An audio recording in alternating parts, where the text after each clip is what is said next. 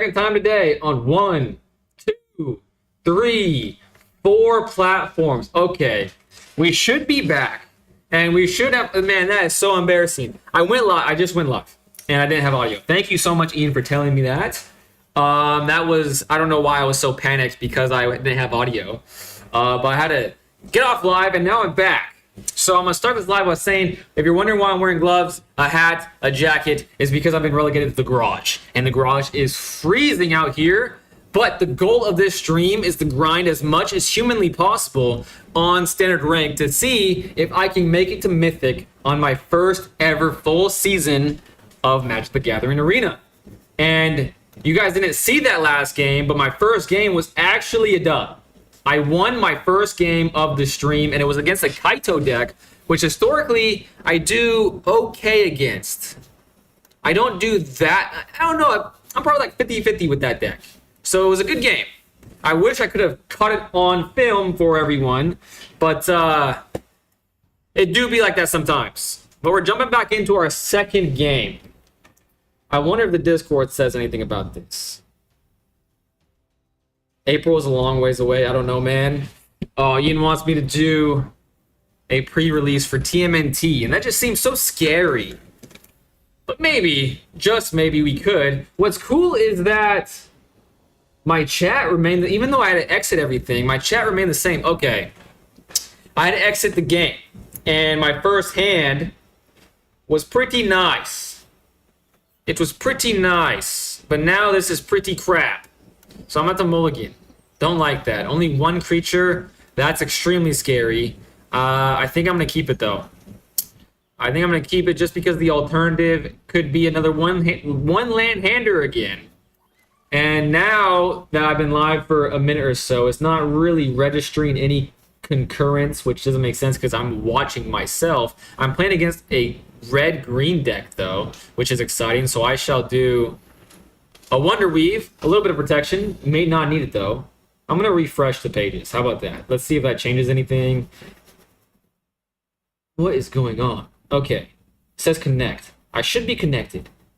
It says excellent health. Okay. The stream is all right. Butterhugger is here. Good evening, my good fellow. Good evening to you, Butterhugger. I made a doozy of a mistake already today, Butterhugger. I jumped online and my mic wasn't working apparently, and I had to exit everything, and now this is take 2. So my first game wasn't actually on stream, but I did win my first game today, so that's a mamma mia spicy meatball. I think I have to try to out aggro this clearly aggressive player. But maybe, you know, because I know some of their aggression is targeted aggression, so I'm going to hold up my Shard Mage so I can maybe have the most aggressive turn next turn. Maybe that is the correct thing to do. And Butterhugger, I'm going to say the same thing that I tried to say to Ian, but he didn't hear me because of the mic. I would have expected you to be at some sort of Friday Night Magic event, so I'm hyped that you're here. Super hyped. I didn't expect it. Hey, well, at least you won while your mic was off. That's what I'm saying. And it was against a Kaito deck, which historically I do not so good, but kind of. I mean, I do all right. Sometimes. But yeah, I expected you to be at Friday Night Magic, so thank you so much for being here. I get to hang out with the legendary Butterhugger. My turn. They have 1 mana left. I'm at 3. Okay, I'm going to keep the Shard Mage. To do otherwise would be silly and foolish, and I'm not about either of those adjectives, especially not today. But I do remember one time where they did like 17 or 18 damage to me in one turn. So that would be kind of bad if that happens. So should I hold that up and kill whatever they want to kill? I'm going to risk it because that only happened to me one time, and it was a pure mountain deck. And they're running, you know, forests. So maybe it's not as explosive. OMG, it's Yubei from Yubei. Welcome back, Ian. Friday is one of the only days I don't do Magic. That's crazy. Hey, but I'm appreciative because I get to hang out with you now. So I'm appreciative that Friday is your day off. You don't do things like everybody else. And I love that about you, Butterhugger. What does it say? Target creature you control gets +3/+3. Trample. hexproof, and indestructible until the end of turn. And it has prowess. I could shard mage. Wait, let me look at the field. Okay, they still have 2 mana left. How much? That'll be 4, 5. Okay, resolve. Scary, but I'm doing it. Sam is allergic to Friday Night Magic. I feel you, because I'm allergic to local game stores myself, or else I would be saving the turtles. But you know, this straw is not plastic. Screw them turtles. In fact, I actually like turtles a lot. Maybe not the mutant kind, but I once swam with the turtle or two. Oh man, that's a lot of mana. I think I screwed myself. And now they have hexproof. Uh-oh, okay, yep, I screwed myself. They have double strike. That's gonna be 6. Damn. Oh, I knew, but I should have shard maged. But then they would have had double strike anyways. Is that 12? Yeah, that's enough. Oh, man. Being a little off the grain surely never hurts anyone. That's what I'm saying. Unless you're a carpenter. I'm sure it hurts at least 2 people. Spoke too soon. Oh, wow, that's an animation. That makes me a bit envious. And that's not an emotion I have to feel. Dang it. I had a feeling I should have shard maged there. But maybe it wouldn't have made a difference. Okay, apparently I'm better at the game when my mic is off. So maybe I need to grind the game, not streaming. Maybe that's my problem all along. Just kidding. You guys actually make me better. All right, time to get back on the winning column right here, right now. Ian, name 2 people. Is it me or Yube? I'm not gonna help. I can name one person in your guys' friend group, and that's me. Okay, no, a great hand. A beautiful. If I lose this, I'm just a bad player. That's all it is. I'm just a bad player if I lose this game. Oh my gosh, that thing is terrifying. I would literally run out the room if I ever see that stupid thing. And now I'll just punch you in the face for 2. Hold up the shard mage, and I'm feeling good. Feeling really fly, maybe. But her Bridget Bishop, Sarah Osborne. Bridget Bishop. Okay. That's interesting. I don't think I've seen this card before. And it's a dual card? Oh, that's cool. Wally, no, I'm not doing that. That would be stupid. Oh, great draw, but I need to keep holding up my shard mage, unfortunately. Let's put this on this because he probably wants to kill him Optimus the Scavenger.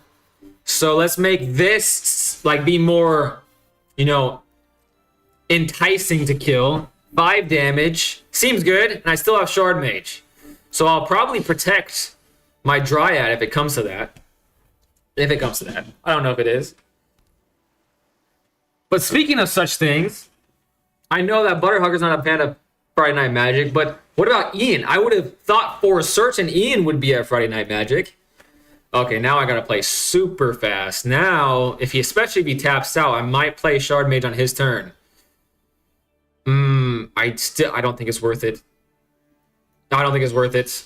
Oh, man. It doesn't seem like they're gonna play small things, so I might as well get some value here. Let's start. Okay, they're definitely going to come after that. So maybe I should do that. And then 7 more damage. And now I can play Balls to the Wall next turn. With the Shard Mage, maybe on their end step. Girlfriend wanted me to stay home and watch anime tonight. Which anime? And I think I win? I win! Back in the win column, baby! Back in the win column. Love to see it. I think it might. I'm starting to get the high that sometimes I get when I draw well. That I'm like, okay, anything's possible. I could definitely rank up again. Maybe it's this new mindset. One Piece, the gift that keeps on giving. You know, I too love the One Piece. However, I haven't watched anime. I know that's probably a sin. but I've read the manga, and I stopped reading the manga because I didn't want to be caught up anymore. I wanted, to continue to have things. I'm a binger. I'm a big binger. Yeah. I did the same thing also, too, for Black Clover. I stopped reading, even though I really wanted to continue reading. Let's do a ward. No? Yeah, let's do a ward fella. A warded fella. I read the entirety of One Piece twice. Oh my gosh. It is quite well done. It's like, you'll laugh, you'll cry, you'll do everything. You choose the okay. That sucks. That sucks, but I do have another creature, so I'm glad that he chose that instead of this. However, that makes me apprehensive that he has a lot of ways to go about that not mattering. So that's kind of scary. Oh, he wanted it. I forgot about Tiny Bones. You make oh, that's a little scary. Now it makes a little bit more sense, eh? Let's maybe draw a card here. And I can hold up Shard Mage. Or Ethereal Armor.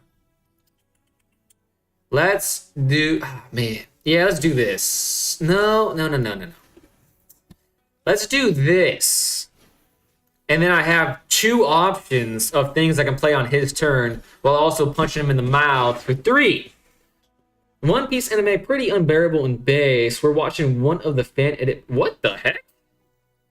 That seems nutty to me. Just let me know who the One Piece was when it's over.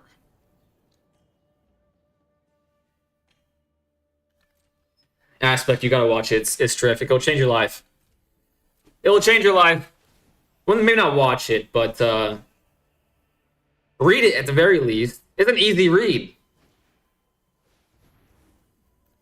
Okay, this is the first time I played a Tiny Bones player that actually was able to do the Tiny Bones thing, so I need to pay attention. Every other time, it's been like, okay, he can't pay the ward, so I'm going to do this and draw a card. I think that's correct. But he has a Reacher now, okay. Oh, 2 Shard Mages, but I have 3 things now. Maybe I do another Wonder Weave. At the end of the turn, have 1 thing up, or I can do Dryad Militant and have 2 things up. I think maybe Dryad Militant here. However, 2 flyers in the air seems pretty good. Okay. I think Wonder Weave is coming out. Because he's going to have to pay ward for it where he wouldn't have with the Dryad Militants. I think that's the correct thing to do. And if you would notice, I did that after combat. So basically what I'm saying is I'm pretty good at the game now. Pretty good at the game. Pretty sure it's... Oh, man, that is... Out of all the compliments in the world, that might just be one of the better ones, to be honest with you.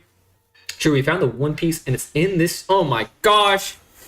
You guys are making me blush. Or maybe it's just the cold weather out here. It's Wonder Weave Aerialist, but what happens when you add Kurt Angle to the mix? Then it becomes the WWF.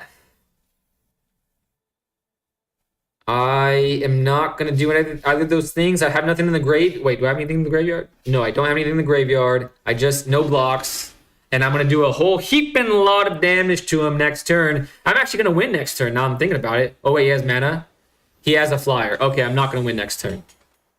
I'm not going to win next turn, but it was going to be closer than I thought it was going to be. It was going to be indeed closer than I thought it was going to be. I'm just going to attack with both things. I don't know how explosive this deck is.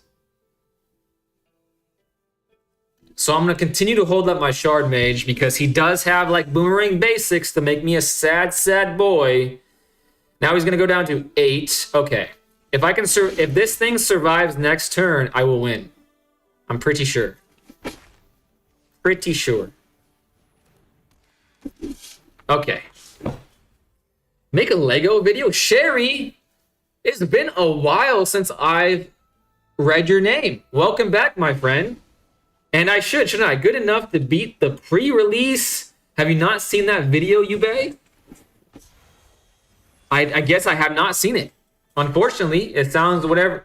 I don't even know what you're referring to. So that's how much I haven't seen it, is that I even don't know what you're talking about. Now at the 9, I win. Unless they play a Course of Flyer. Oh, they have a Reacher, so I don't win.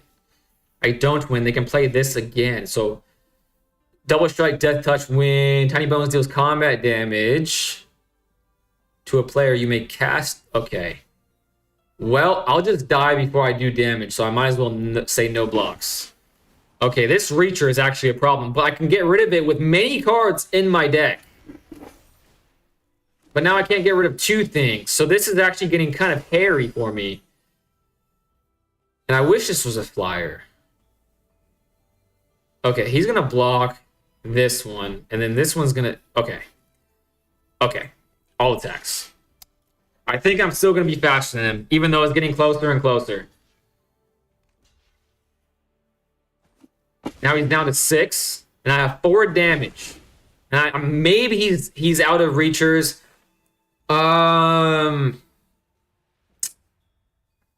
Do I play this card?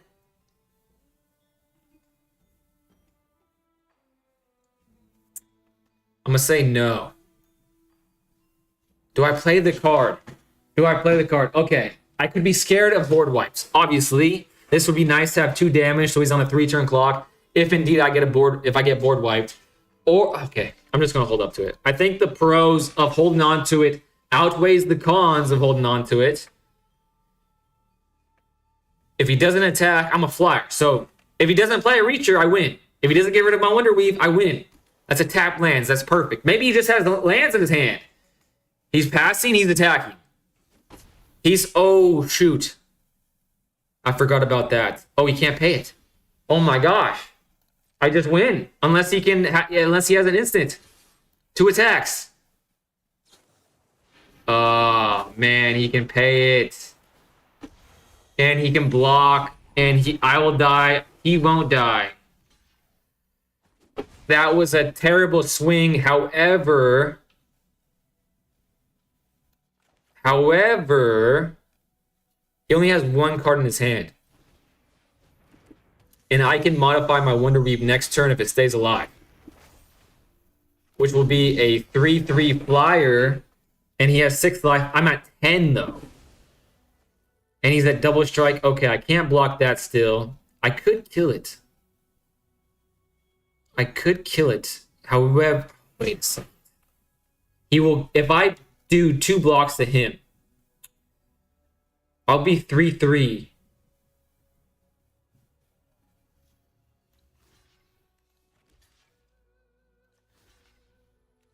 No.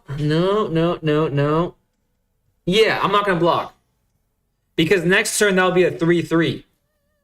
And he'll die, and I won't die. Okay, that was the great thing. That was a great thing to do. I missed those... I'm sorry, Sherry. Legos are expensive, man, and I really used that Lego to just practice stream of consciousness, just talking all the time. I used it as practice, and also, too, I got that Lego for Christmas. I'm very sorry you're disappointed, my friend. That actually makes me feel bad. I'm going to send it to you. You should watch it after this game. Okay, I'll watch it. It's a life-changing experience. Oh, my gosh, you're hyping that. You're hyping it up. When I was only in your stream chatting for hours about Lego, man, Sherry, you're making me feel bad. Good analysis. Keep in mind, ink flies. They choose how damage is distributed, so they just kill your Wonder Weave instead of the spider. What about a Lego party stream? That'd be crazy. That would be crazy. Okay, the Sheltered by Ghost changes some things. Tiny Bones is freaking cool. Tiny Bones is freaking sweet, man. Holy crap. I actually quite like Tiny Bones. However, now that he has an ethereal armor, I can't really do anything besides suck up that spider. And how many... Oh my gosh, he can pay the ward. He can't pay the ward now. Give me that. And I'm at 4. Oh man, that sucks. He can double strike. I have to keep the... Oh no, I have a Reacher. I can block this. Okay, that's great. I should have shared the love. And he's tapped out. Man, oh man. Oh, I'll go to 8. So I can block the flyer. And if push comes to shove, I can block the Tiny Bones now too. And I just became a bad Magic the Gathering player. Again, by playing that before combat. Wait a second. I win. He's tapped out. He's got nothing. Oh, I just made a mistake. I forgot. Oh, I forgot big time. Oh, I made a mistake. I'm a bad Magic the Gathering player, son of a beach. Oh, wait a second. He's not on that. Okay, I think I live, though. I think I live, and I can do this to make this stronger, potentially. Oh, my gosh. Oh, my gosh. Done. Done. Lego Party, the video game, so less financial investment than a real set. Good point. I'm not sure if Sherry Manny 235 likes the digital Legos, but that is a good point. Uh-oh. Okay, no more blocker there, but I am still at 8. This is definitely above 2 mana. Tiny Bones is freaking cracked, guys. I really am a big fan of Tiny Bones. Hope you're having a good night. Homie, Persuasive King, I haven't... Brother, it's been a minute since you've been in the chat, too. Welcome back. Thank you so much. I'm having a pretty good night right now. It's where you play Twister, but throw Lego bricks on the mat? That sounds pretty... And it's Kaito. Okay, this is getting pretty far away from me. And I should have scried away Theme Rip now that I'm thinking about it. Your secrets didn't stay hidden for long. I definitely should have scried that away, but I have Double Strike. So is my only hope? No, he'll be at 6. Huh. That is a peculiar situation to be in. I will do 4 damage. I'll go to 10. This Double Strike, let's just see where this takes me. Let's just see where that takes me. A Plains. Well, I guess I'll play the Plains. What allows me to live?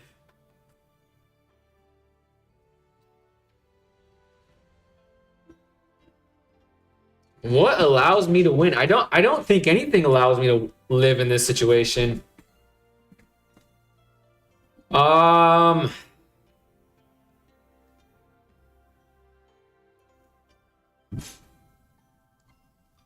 I mean, I can...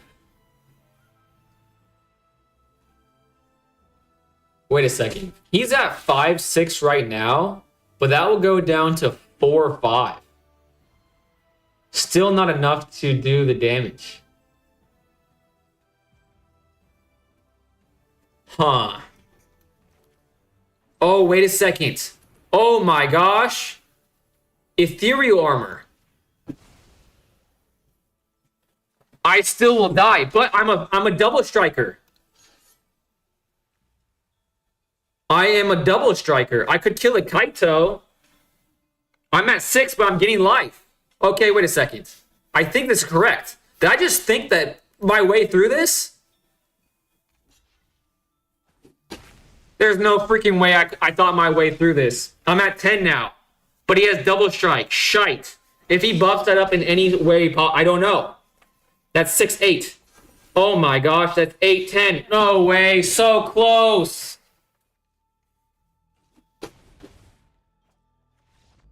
Hey though, to be honest with you, 2 days ago, 1 day ago, I think the seam ripping the ethereal armor was the correct play, and I know for a fact I wouldn't have thought of that a couple days ago.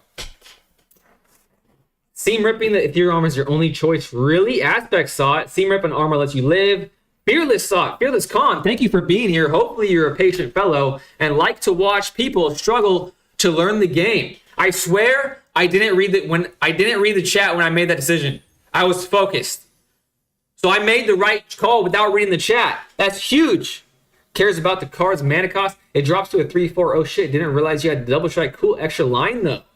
That's crazy. What do you think went wrong for you in that game?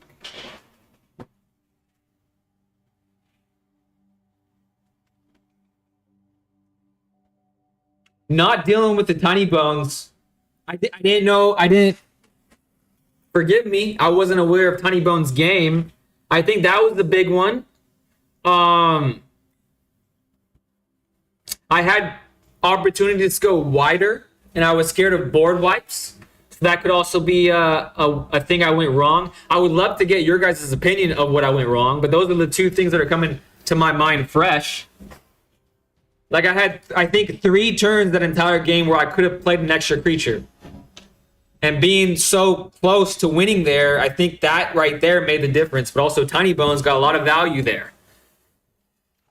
Okay, this is a sketchy hand to keep, but I think it's worth trying. I'm glad you saw what I was looking for, which were the Tiny Bones. Yeah, Tiny Bones is freaking cracked, man.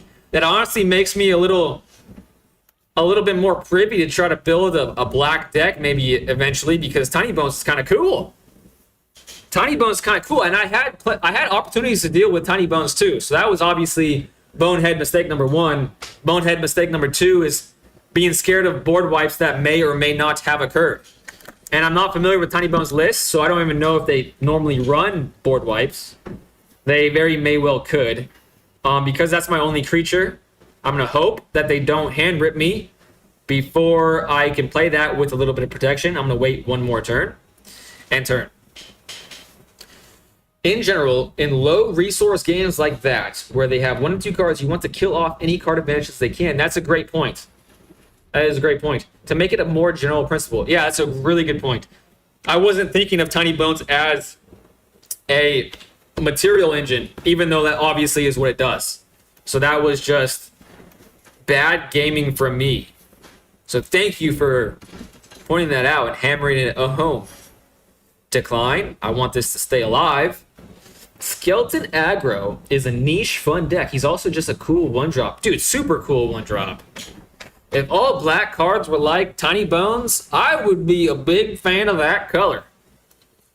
Uh-oh. Okay, this is not looking good. This was an inherently slow hand, and against a deck like this, that is like the last thing I want. I think you did well playing around theoretical board wipes. You had lethal on board, so you wouldn't have gotten much advantage. That's what I was thinking.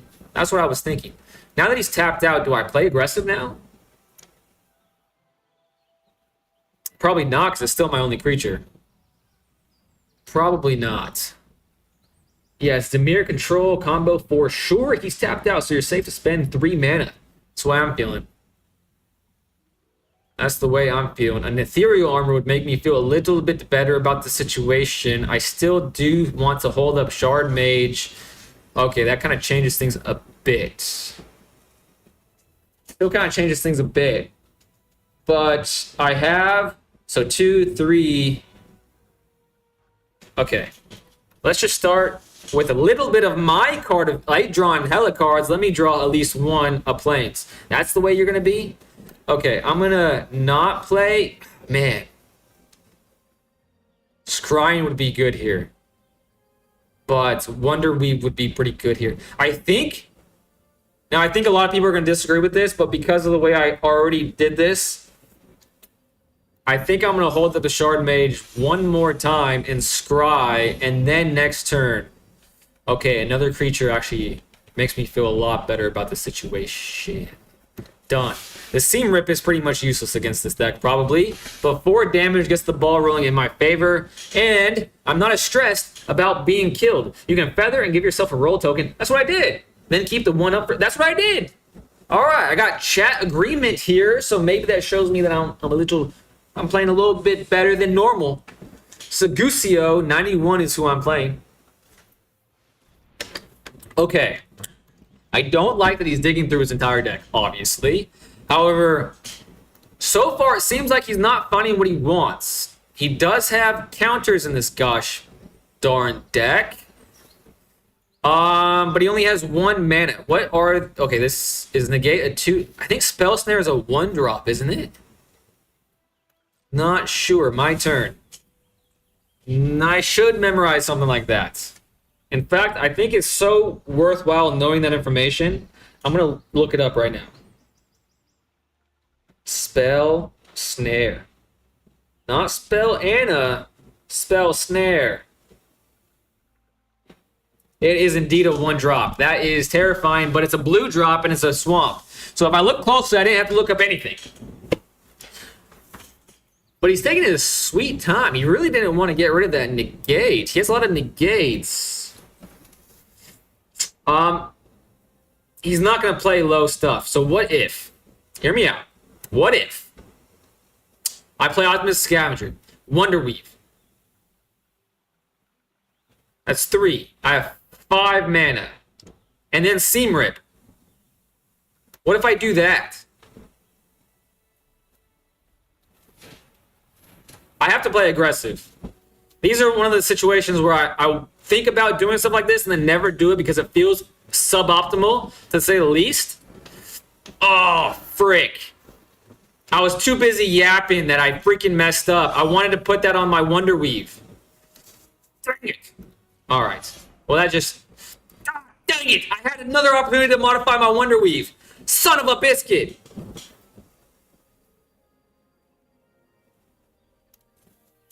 Oh, that feels bad. Ooh. That gives me a little bit more protection. I like that. Now he's at 11, so I can win next turn. 5, 7. Okay, I can win next turn. But he did dig through his entire deck. Cost 1, yeah, but they have only... Yep, you saw it before I did, but I was just going through the options in my head. I should have looked at that it was a swamp, not a blue. Run, weave, and scab, keep one man up. It's probably the worry. Sure, he can wipe you, but make him have it. This spell costs 2 less for life total, 5 or less. Excel, target creature or planeswalker. Search your... Okay, he has a blue up. But this only costs 1. Isn't Spell Snare only counters 2 drops? Now I can modify my Wonder Weave. That's what I wanted to do all along. 6, 9, 10. Oh, that sucks. Oh, wait. I don't even have to do that. I don't deserve to win this game because I misplayed so horrendously. Get that out of the 3-3 range. Put that and then just share the love a little bit. And then boom. Scrying 2. That feels probably bad to him, but let's put that on top in case I get board wiped somehow. Going as fast as possible because he's actually letting me attack. Segucio, very well-mannered Dimir player. Love to see it. One thing about me is I love everyone, especially Dimir players. They're just the cream of the crop. They're just the cream of the crop. Shard Mage that? I Shard Maged the heck out of that. One thing I know for certain is to Shard Mage in that situation. And I'm gonna look at Spell Snare because I do get hit with Spell Snare a lot. Okay, that costs 2. So Shard Mage is not. I didn't even have to be scared in that situation. So that's good. And we are well above 50% today, which feels great. Feels fantastic. And if anyone's watching me on YouTube vertical, by the way, I'm also streaming horizontally on YouTube, Twitch, and Kick. So if you want less of my ugly mug, more of the gameplay, I got options for you. And if you are out there, I appreciate the hell out of you for being out there. Another very sketchy hand to keep, but the upside is there. But it's even more sketchy as last time because I don't have a Shard Mage for a little bit of protection. Okay, I'm interested, chat. Would you keep this hand? I'm keeping it. Because if I mulligan and go to 1 land, I'll just... Spell Pierce is the other 1-mana one, but it's only non-creature. Gotcha. I need to look up Spell Pierce after this. Oh, wait. Someone wanted... you wanted me to watch a video. Can I watch it while playing? I probably can't watch it with sound because YouTube would, like, freaking come after me and my family for doing something like that. Audio that I don't own? Madness is what they would say. Complete and utter madness. Luckily, it seems like Magic the Gathering is pretty cool when it comes to using their Magic the Gathering Arena audio. So there's that. I'm playing against white, blue. 2 cards I don't reckon I've seen much. Drawing a Plains here is spectacularmente. In fact, it's so spectacular that I might even draw a card to say, thanks, man. Oh, no. They have a blue spell to pay and play and ruin my day. The alliteration is just spell snared. Well, it was bound to happen. But at least I can scry now that they're tapped out. And I'm a 3-3, which is pretty massive, not going to lie. Like, that Bender definitely goes to the gymnasium. Definitely goes to the gymnasium. I wouldn't keep that on the play, I think. It's not music, so you're not going to get the copyright strike. And this was a slow hand, but you might be stacked depending on the matchup. But it's... Okay, gotcha, I'm caught up now. He is full of the manas and full of the mysterious vibes and ominous nature. He does have a chocobo, which leads me to believe that he is a chill guy.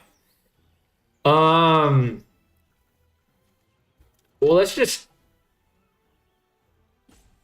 see what happens if I play this. Okay, there's a pause. There's a pause there.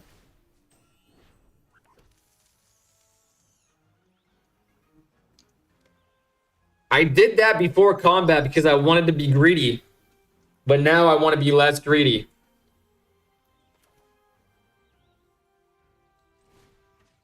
Okay, I think that was a misplay.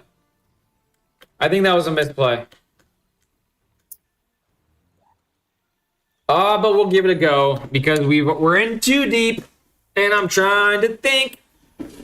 Up out of my head, I'm trying to get. I don't know the rest. I don't know those words. I don't know those words. I haven't. Oh my gosh.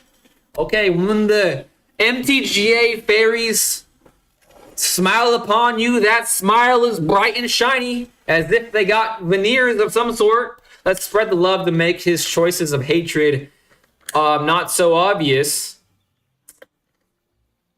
Let's try it again. Shall we? I think we shall. I would rather have my Spellbook Vendor stay alive than my Spider, potentially. However, I'm going... I don't know. I don't know what the right choice is there because they could play Flyers. It is a Reacher. Let's just see what happens. I have a feeling one or both of these things is not going to survive the turn. And isn't that just a bit sad? Holy crap, that is massive. That is much bigger than I anticipated, but I have a feeling he has something to ruin my day. Wonderweave Aerialist stays on top. That gives me a fighting chance, methinks. No freaking way. Okay, I'm definitely getting board wiped, right? I'm definitely getting board wiped. He's holding something, 100%. It was a safer move for sure. Just cancel? Too late for that. Maybe I should be paying more attention to the chat, but that's kind of cheating. It's, every time that I think I'm about to get got, it turns, not every time. I do get my fair share of getting gots. But when I don't get got, then it's the star charts. Good thing I got the Wonder Weavers back up, and they're tapped out, but that does fizzle. That does make me feel sad, right? I'm a little sad. But the chances of that happening twice in a row, extremely high when I'm playing against the person that just played it. But that is a cool looking one. Spectacular pile up. All creatures and vehicles lose indestructible until end of turn. That is pretty freaking sweet. And now that sucks because I don't have a creature, but I can get it back. And when I do get it back, does it have summoning sickness? Okay, so this is control deck. The good news is he's down to 5 cards. So if I draw a creature, this actually brings up a point that I've been thinking about a lot. I really want haste in my deck. But last time I messed with my deck, I lived to regret it. I lived to regret it big time. Bigly. Of course. Of course. Honestly, at this point, I should just start taking my medicine and say GG's no re. I could have seam ripped that. And I got tilted. Tilted is not a state that I like to be in. It is actually a horrendous state. But at least I can seam rip it now.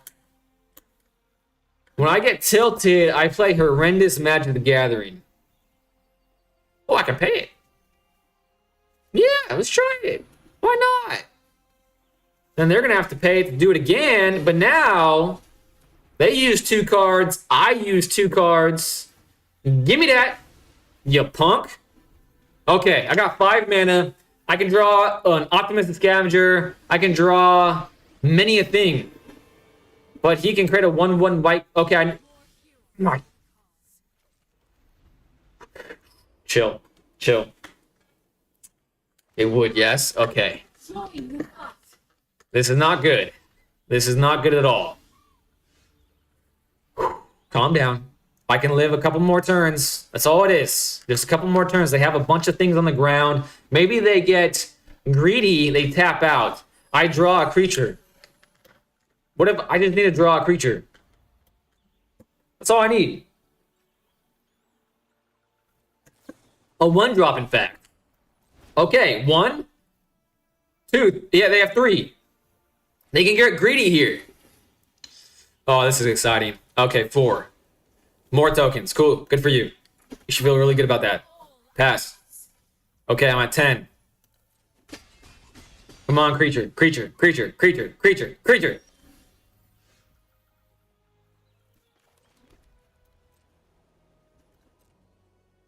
Okay, I'm gonna win this. I'm winning this. Got outvalued. Control and other decks help balance out nonsense like silly mono white inch. Hey, you take that back right now. You take that back. You're on a 2-turn clock now. Yep, I sure am.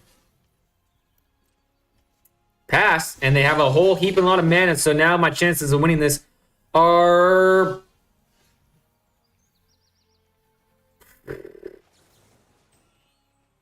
Give something with tap that is tapped that they can't block with. They can counter it, so I... Oh my gosh!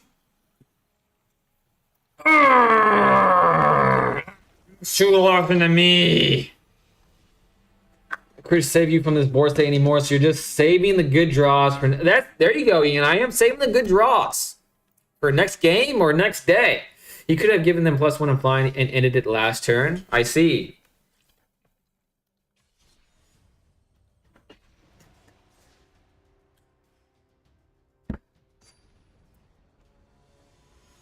Sometimes it'd be like that.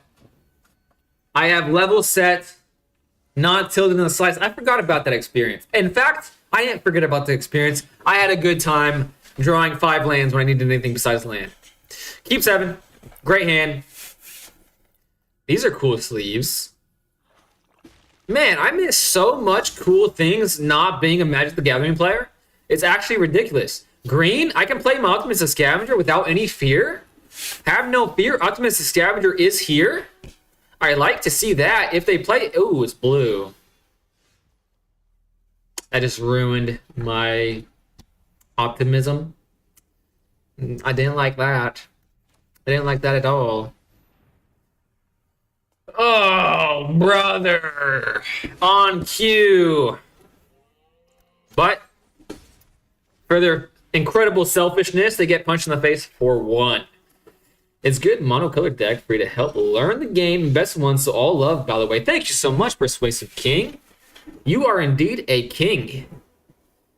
Let's do... Oh, man, this is going to get countered, and I'll be sad. But they have 4 cards in their hand, and I have gas. I called it. Oh, my gosh!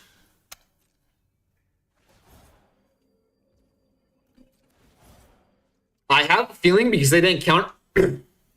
Excuse me. I have a feeling because they didn't counter that, Optimistic Scavenger is going to die. 2, because I have that feeling, maybe I should put the roll token on my Spellbook Vendor because that's likely to die. But then I wouldn't be able to scry. But do I need to scry? Because like my hand's pretty gas here. But then I am playing around some things I don't need to play around. Does blue have targeted removal? They have Boomerang Basics. That's all I know. Oh, man, I just wish I knew more about Magic the Gathering. It's called Mono White Aggro. I should have put on Spellbook Vendor. Okay, thank goodness I listened to the deck name. Now they're tapped out, but they do be gassing up their horses. Gas up the board, Martha, because I'm going to punch this loser in the face. Ulamog, oh, that's cool. His username is Ulamog, our savior, and he has Ulamog sleeves. He might even be playing Ulamog itself. I don't know. 3 Sheltered by Ghosts seems kind of OP. You lose turn 4, probably. I don't like the way you said that, so just go as fast as possible. Giving roll to scab makes more sense in my opinion. There we go. There's no removal in this deck. Just go for it. Okay. I have the approval of Butterhugger. What's scary now is that it's a dragon deck. Do I just attack for 5, or do I try to play one of these Sheltered by Ghosts? No, I'm not. You guys said to go for it. You guys said to go for it. But does that mean play Sheltered by Ghosts on nothing? By the time they have something down, you're dead. Kona, Mr. Dot, yeah, okay. Welcome to the stream and the chat. Double Shelter. Aspect says double Shelter. They'll slam a creature down and you die. Go for, okay. I have the blessing of Aspect and Butterhugger. And maybe even Mr. Yeah, okay. Mr. Yeah, okay. Welcome. Hopefully you're a patient feller that likes to watch people learn the game of Magic the Gathering. Oh my gosh, one of them went through. Do I mean, I might as well do this. Pay for Spell Vendor. And then play another creature. So, have at least like a blocker, you know what I mean? Gain the most life seems like the best thing to do. Scrying 2 is good. A Plains, goodbye. Don't want to ever see another Plains. Oh my gosh. Watch the third card be a Plains. Oh, no. I got to manifest things. The third card is going to be an Ethereal Armor. Oh, my gosh. Oh, my gosh. Okay. You guys seem to know what is going to hit the field. And it's an Ulamog, maybe. That would be crazy. Rip it. Go for it. Go, go, go. Drop the Dryad second main. I was planning on doing that. Aspect, I was actually going to do that. Just as an extra blocker. But I'm assuming whatever they're going to put on the field is going to destroy me. And also be a trampler. Okay. They only have 1 mana now. Surely this is an Auraboy Turbo. Kona Rescue Beastie? Did I win? Did I win? I don't know what's happening here. Okay, now they're tapped out. But I think I just win. It can't be that simple. All that nervousness. All that nervousness for a formidable speaker. Now I really wish that I knew how to swim. I haven't seen that movie since I was in, I think, the 1st grade. And many years later, I'm singing a lyric of it on stream. That's crazy. But we take those. We 100% take those. GG from Mr. Yeah, okay. Thank you so much. Thank you so much, Mr. Yeah, okay. Now, I said this earlier, but you may have not been here for it. You're watching on the vertical stream. I'm simultaneously streaming horizontally. So if you want more gameplay, less ugly mug, I got you on YouTube, Twitch, and Kick. But whatever you prefer. I can definitely see on mobile why the vertical stream would be appealing. That's why I did it, you know what I'm saying? All right. The win streak starts now. Omniscience allow you to cast spells without paying their cost. I see. So that was an Omniscient deck. Buff both creatures. The combo is they play Kona, tap it to a planet, put Omniscience. Do you guys say Omniscience or Omniscience? I literally say both interchangeably, and it kind of makes me mad. And win the game from there. I see that deck is scary, but it fizzled. Thank goodness it did.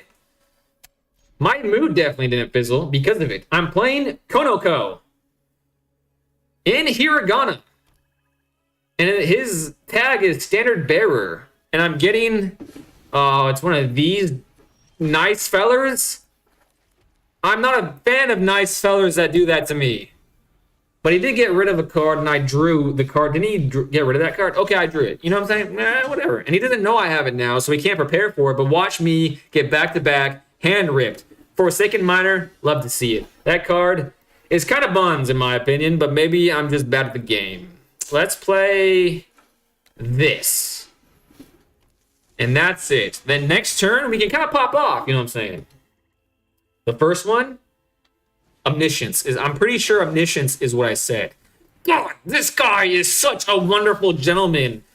Really is just so much fun to play against a guy like this. A Plains, a Spellbook Vendor. No. A Most Helpful Weaver. And hope that they have 2 cards in their hand and I have 2 creatures. So actually I'm feeling mighty fine. First one. The first one you said for Omni. One is correct, but I won't tell you which. They call that the Thoughtseize bug. BRB, you win these though. Thank you so much, Butterhugger. Skeletons you control get +1/+0 and have haste. When this enchantment enters, create a 2/2 black skeleton pirate creature token. At the beginning of your end step, if you descended this turn, you may pay 1 life. If you do, return. Oh my gosh. That's a lot of text for not a whole lot of scary things, I don't think. I think I just win these, as Butterhugger says, because I'm just a good player, right? Right? Right. However, it doesn't fly, and that's the problem here. But I'm about to draw Feather of Flight. Oh my gosh, that is honestly kind of better while he's tapped out. While he's literally all tapped out. Let's just do it then. Let's just do it big. That's 3. Do I get rid of something with it? Okay. No, I can't play that aggressively. I have to do double Ethereal Armor. Hope to gosh dang it that he doesn't have one of those things that target me and I have to sacrifice something. That would be lame. Insane in the membrane and super lame. However, oh, shoot a ball. Shoot an absolute ball. I have to seam rip or else I'll die. How did I not see that? Son of a Bisquick. That's all right. That's all right. That's just teaching me to pay closer attention to things. 6 damage. I can take 6 damage. Just don't kill me. Oh my gosh. Now I think I'm dead, right? Oh, I live. But that's not in the air. That's not in the air. Oh no. Oh no.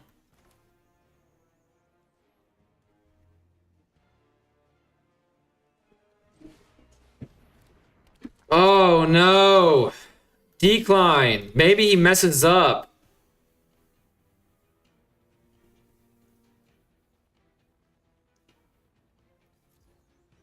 There's no way he messes up. Yeah, I didn't think he was going to mess up. Damn, I lost. That feels bad. Butterhugger was wrong. I don't win these. There's literally nothing I can do about it either.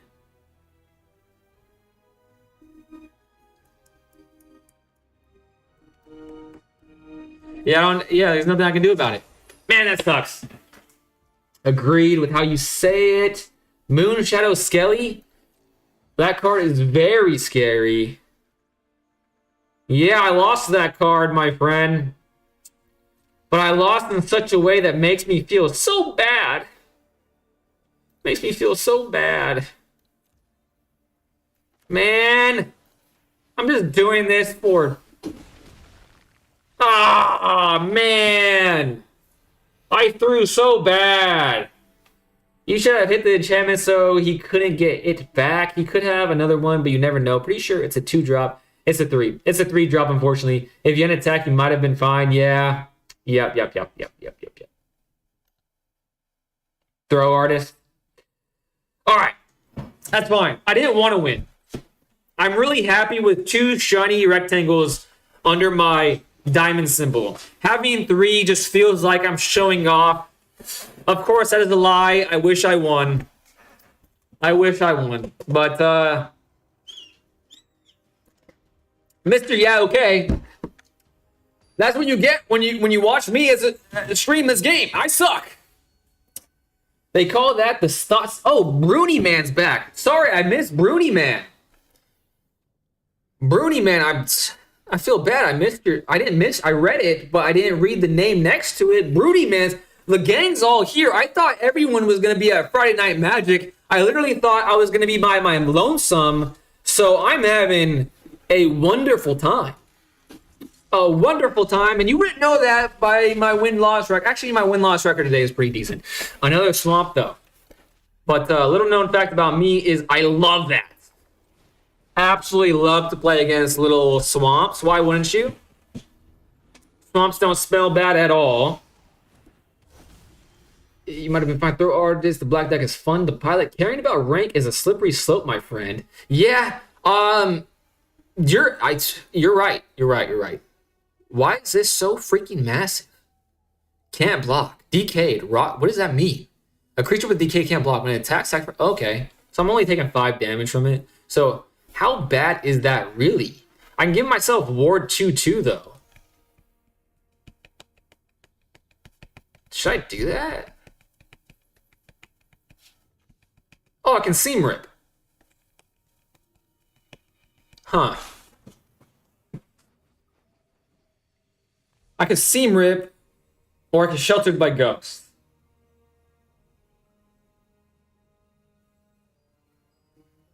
Or I could do nothing. It can't block. I can Spellbook Vendor, not Scry. Because my hand is gas. Oh, brother, this guy stinks. Oh, man. Oh, shh. Damn. Okay, last time I did that where I just got analysis paralysis and I lost a turn, I did win that game. Maybe that happens again. Oh my gosh. Well, that makes my decision a lot easier. And it's a lifelinker? Holy crap. That makes my decision a whole heck of a lot easier next turn. Pass. Pass. They're at 1, 2, 3, 4, 5 cards. Okay, I'm playing fast. I'm sorry if I'm ignoring any chats at the moment. I don't mean to be. Let's do both. Let's get rid of the problem child. If they built their entire deck around that, kudos to them. To be honest with you, that feels pretty cool. They can't pay the ward, so I'm going to do that on both of his first striking things. Playing aggressive.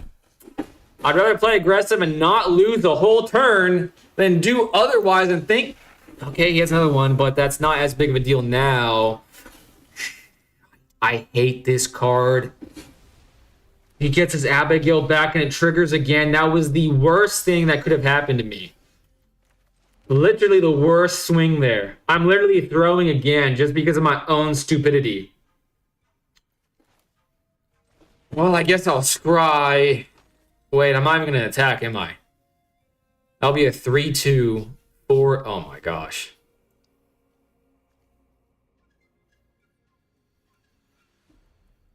Three, 3, 4, 4. And it's a flyer. This game got really far away from me. What I'm going to do is I'll just pay it now. But I'm not going to attack with it. They're both flyers. Damn. Damn.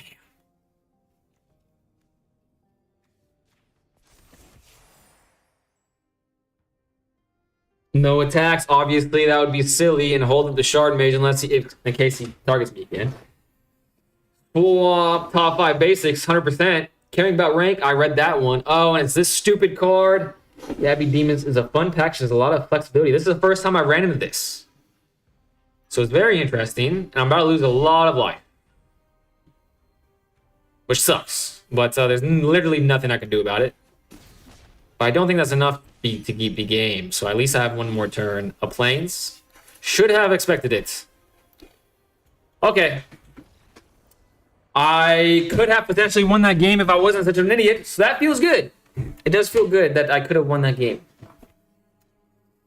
But it also feels bad because I made it literally new. At least the mistakes that I'm making aren't the same mistakes as per usual. They're new, fresh, potentially fun mistakes, depending on the way you look at it. Maybe. Finally, I understand I'm hers, I'm hers, I'm hers. The listeners lament. It's kind of creepy. It's kind of creepy.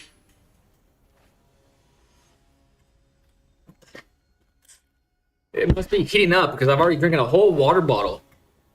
They better be playing mono red. That's all I'm going to say. They better be playing mono red. Every game is a learning experience. Sure is. But after, how many weeks has it been? 3 weeks? After 3 weeks, you would think that I wouldn't be making another swamp ass mother. That's fine. It's fine. I like playing against swamps. I like playing against swamps. I like playing against swamps. It's really not that hard of a choice. But it is going to, yeah. I mean, it took way too long to think about that. An annoying amount of time, to be sure. Do I want to protect my Optimus Scavenger with the Shard Mage? Well. Black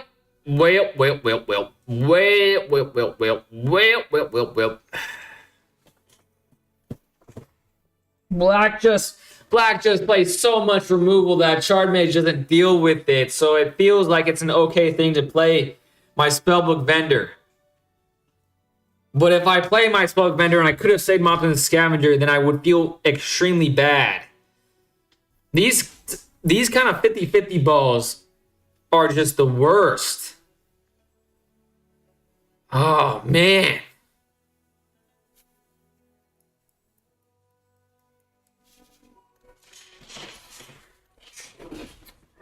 I decided not to do it. Because I couldn't get the added benefit this turn anyways.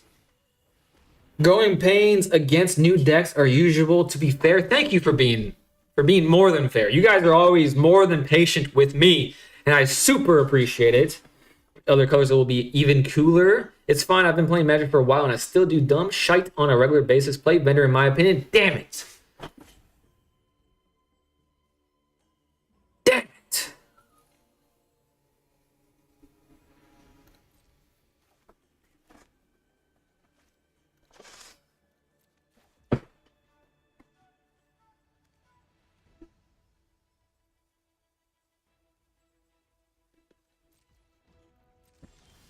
Okay. Well, at least now I can start doing what I want to do, and that's buffing up my Optimus Scavenger while also keeping protection in my hand. But it would have been very nice to have drawn a Plains there for sure. I feel like since I'm playing so slowly, I have a much worse chance of winning this game than I would normally have. So I think Ian was right to say play the Spellbook Vendor, because what would have happened? I would have lost the Spellbook Vendor, which is happening right now. But hopefully I can draw a Plains. Resolve. I'm going to get rid of the Spellbook Vendor again. And I think... he has one left. Yeah, I can't. At level 2, at the beginning of each opponent's upkeep, if that player has one or fewer cards in hand, they lose 2 life. So they're literally a hand-ripping, scum-sucking, shenanigan-having son of a beach. That's fine. I like playing against it. Okay. Should I play this? Should I play this? No. Oh, there goes my protection against Optimus Scavenger. I literally had to do it. Literally had to do it. In my opinion. Play Vendor, in my opinion, you're just giving up tempo. There's a concept of mana efficiency, which is using as much mana as possible by not playing anything on your last turn. You let that 2 mana rot away. Worst case, you lose Scavenger, but will have the Vendor, which would be a creature on board. That's a great way of looking at it. They have a flyer. They have a... Okay. I can attack with both these things. This one will kill it. So I will play that. And now I have 3 mana. And I'm just going to play wide, use up all my manas, and hope I can get away with it.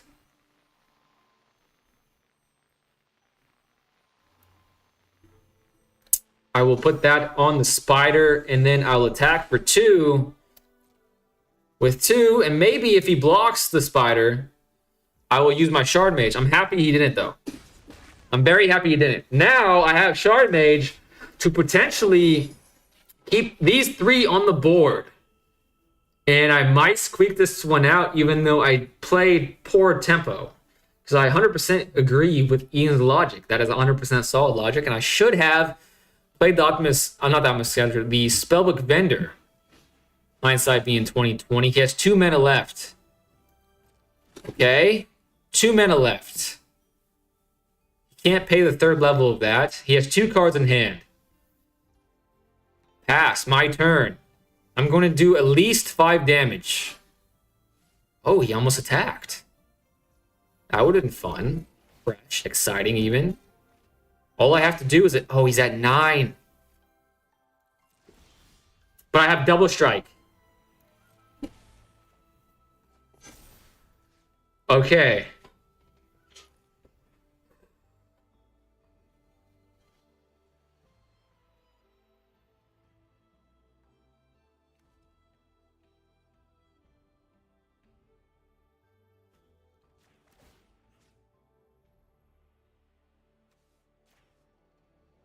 So every single one will kill the bat. Now.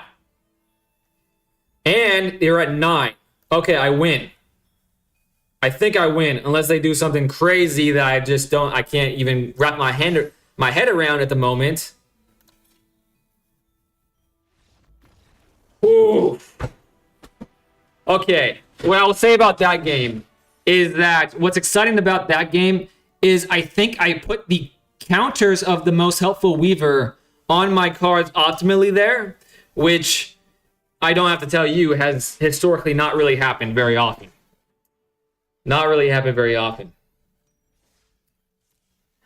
The worst case, okay, I read that. I think you should have discarded Weaver instead of the Vendor. Vendor feels like a stronger card in a low resource board state. I see, because of the scrying, probably, right? Remember not to give the other spider a token? Yeah, thank goodness I didn't. Thank goodness I didn't do that. I think I played the counters of the most helpful Weaver. Pretty darn good for my... If I gotta toot my own horn sometimes. Okay, should I continue the best of 1 or try best of 3? I think playing best of 3 would just is asking for a bad time, because last time I played it yesterday, I kept having just completely garbage hands. And that just makes the game a whole lot less fun. I don't like the look of this guy. I don't like the look of that guy at all. This is a great hand. All right, this is telling me to keep... Because honestly, I would be close to ranking up if I didn't mess up 4, 5, 6 dozens times on this stream. Good game. Thank you, Ian. Thank you very much. Your deck works a lot better in best of 1 aggro. I am starting to believe you. Planes. Well, I have no protection. So do I play Feather of Flight, or do I play Wonder Weave? Or do I play this and get Seam Ripped? I think maybe wait a turn for the true aggression to come out and see what their next turn looks like. That will give me more, okay, not purely planes. Now I think it's fair to do a Feather of Flight, or at least try to do a Feather of Flight. It's going off. Best case scenario there, and I get to draw a card, another Feather of Flight. That is very exciting. I don't think they lit up there. And I think I'm going to put the Ethereal Armor on the Wonder Weave. They didn't light up there. Am I just going to have a good time this game? One may draw that conclusion from the way these 2 turns have gone down. 3 turns, in fact. If you're actually considering trying to get to Mythic, you should stay in best of 1. I mean... I gotta at least try. I got to Diamond, which I didn't think was gonna happen, so I might as well give it a shot. You take down 1 head, but another will take its place.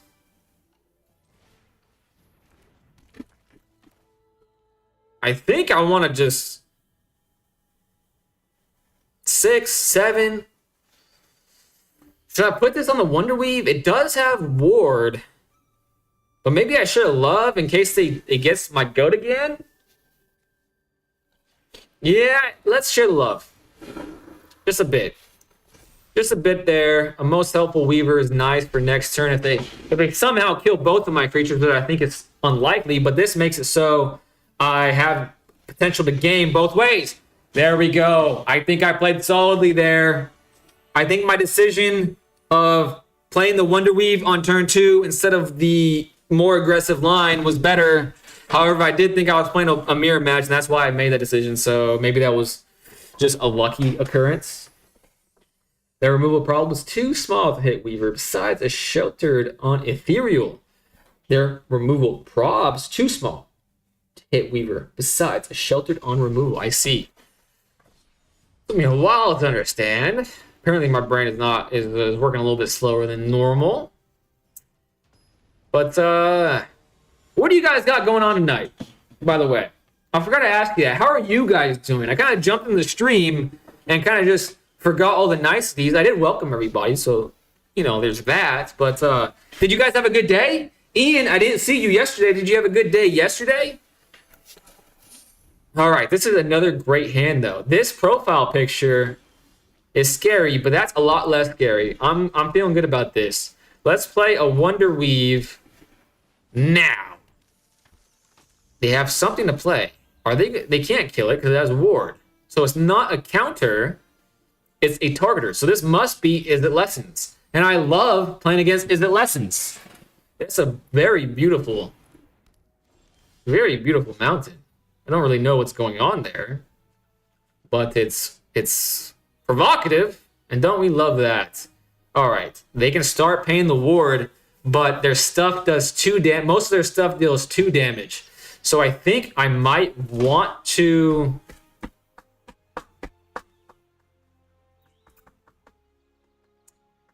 I don't know. I can see this going either way. What if I draw a land? What if I draw a land, but so many what ifs in this life, you know what I mean?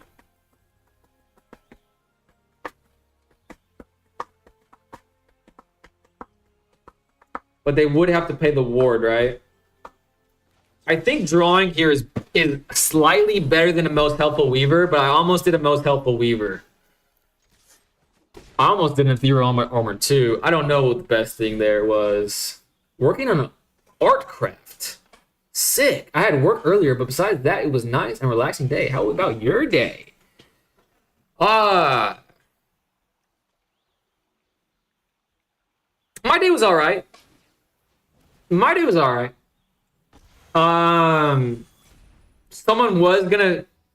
realtor was gonna show the house to some people today, but that ended up not happening, probably because the showing was scheduled before my realtor scheduled an open house, and the open house is scheduled for tomorrow.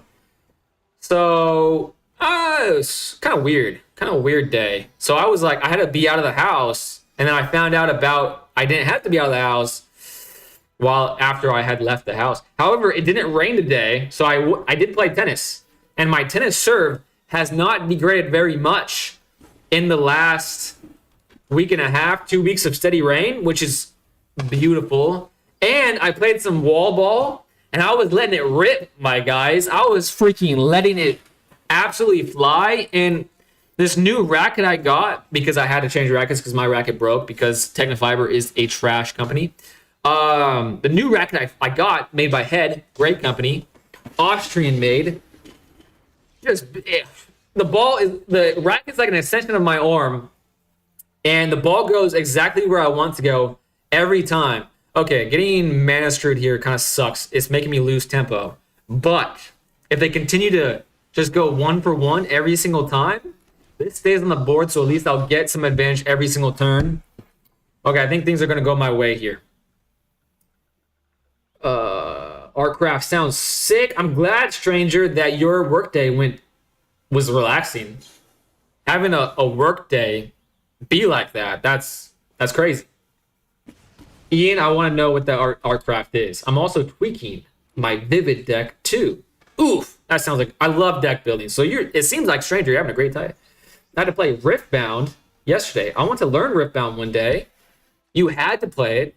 It sounds like you got to play it. Okay, I think what I'm going to do is I'm going to play my Optimus Scavenger now. And then one of these. And I probably should have done the 2 creature turn 2 times ago. Because at least if he's going to get rid of all my creatures on board, at least it's going to take more than 1 card out of his hand. And if I can continue to have at least card advantage, kind of, then I feel like I have a chance here. So now they're down to 2 cards. I feel like, wait a second, does this draw them a card? Draw 2 cards, then discard a card? Oh, that's a good card. But now they're tapped out.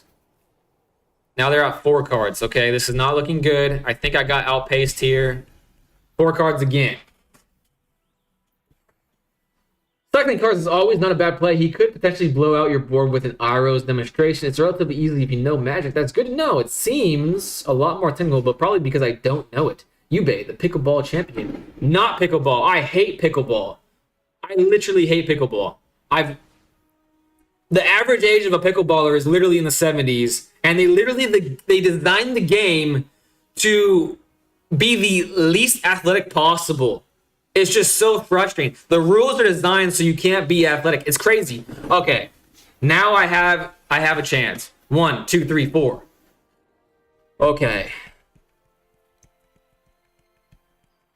I think Okay, now that you mentioned the Iroh's demonstration, if I go wide here and they all fizzle, that would suck the big one. But I think I'm gonna have to give it a shot at this point.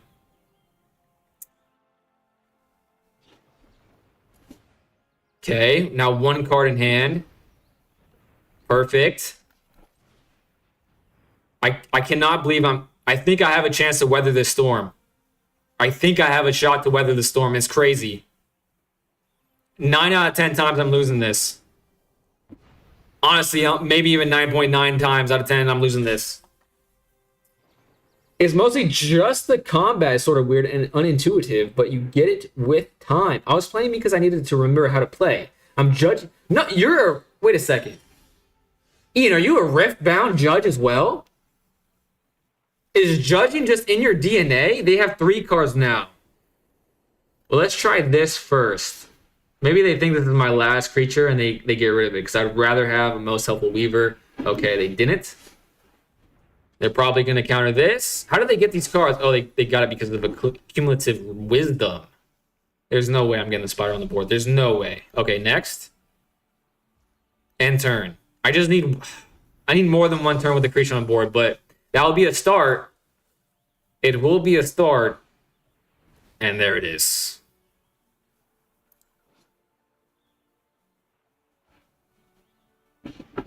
Literally the worst creatures to have on the board in a situation like that. If I don't draw a creature, I think I'm just going to hit concede because I don't really want to finish this game. I don't think I can come back from this amount of one-sidedness. They're just going through too much of their deck. A grand. Let's see if I can draw a creature. I can seam the grand. Okay, that makes me want to play out this a little bit. I'll play it out. I'll see what they do.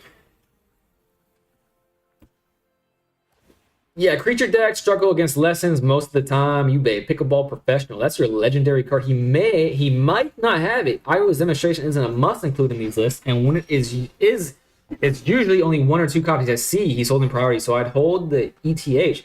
Well, he'd had it. I wouldn't concede until he drops a monument, at least. That's a good point. Another grand, though. Yeah, low-cost creatures are their preferred matchup. They run so much. I'm glad you guys are saying that because, honestly, historically, I do really well against this matchup. I'm probably at least in the 60% win rates against this matchup. So maybe I just get lucky.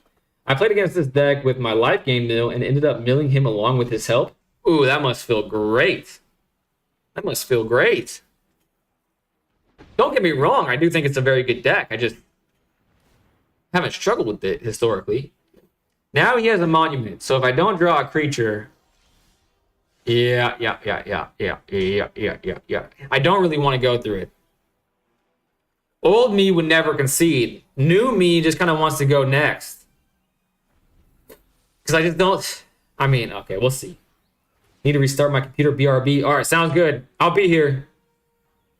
Lose to it. If you get an explosive hand, you outpace lessons. Yes and yes. I have gone the distance a few times, though. To toot my own horn. It has happened. It is rare, though.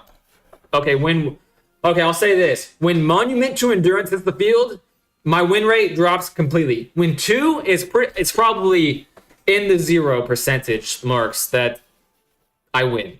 But I do want to see if I draw planes, because I definitely will draw planes. If you get an explosive hand, since it's best of 1, they don't have the luxury of knowing what you're playing, so they don't know what kind of hand to keep. That's a good point. 3 monument. 1 is bad enough. Honestly, 1 monument to endurance is enough to make me start questioning my sanity and my relative ease of hitting this button. But again, I do want to see what I draw next. I think that's a fair desire since I've lasted this long. How did I know? Guys, how did I know? The reason I knew is because it happens every time. Okay, I'm going to be right back. I'm going to get some more water. Please don't leave. I'm going to be very fast. It's a small water bottle, guys.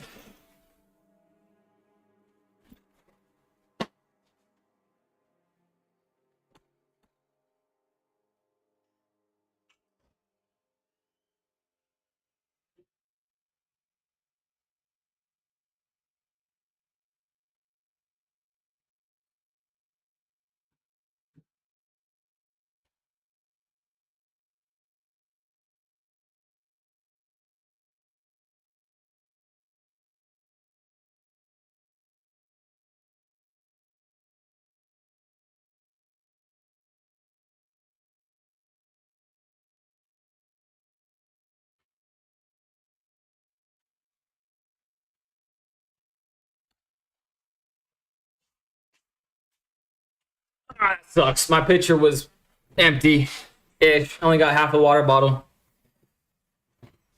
I'm back and Yubei is dead. I literally got slain by Is It Lessons. But we're back. And we're going to continue with a win. A very easy win. Never mind. Yubei is so back. We're so back. Back with a half-filled water bottle. Notice I said half-filled, not half-empty, because I'm such an optimist. Oh my gosh. Only thing that would make this hand better is the Shard Mage. Only thing. But this is going to be so enough to win. Because the last time I faced these sleeves, he played a Plains. So play a Plains. It's a swamp, you piece of crap. You absolute bamboozler, you. Let's do this. Well, that is not, he's not lining up. So maybe my creatures will stay alive more than 2 turns? Maybe? Maybe. Is It Lessons is actually, in my opinion, a pretty good matchup in best of 3 on the play. But best of 1 does that to a person, they're just giving you this win. This is still your only standard deck, right? It is Persuasive King, to the dismay of many people. Cosmic Fool being the first one that comes to mind. He definitely wants me to play a different deck. And eventually I will have enough resources to do so. I would love to craft some sort of green deck. And honestly, Tiny Bones seems kind of fun. I'm not gonna lie, Tiny Bones seems kind of fun. Enters, you may have the Iron Crag become a legendary equipment artifact named Everflame Hero's Legacy. If you do, it gains Equip 3. Well, I'm playing aggro, so I shall just aggressively rip that a new one. I'm gonna rip that a new one, that's for sure. You Iron Crag, you. And wow, I can still... Maybe I should have Scryed there. Okay, I think I played a little too hasty there. A little too aggressive. I think I should have Scryed. I think that was the better play, is to have Scryed. Crafted lands, death come before critters. Thank you for pointing that out. I need to internalize that. The more people say that to me, the more likely that I will craft good lands. Bad mana equals bad decks. Great, that's a great point. Persuasive King, you are the king of persuasion, because now I'm persuaded to craft lands. Your name suits you perfectly. Okay, you wanted to do something else without that 1 drop. But now, I think it's just too late.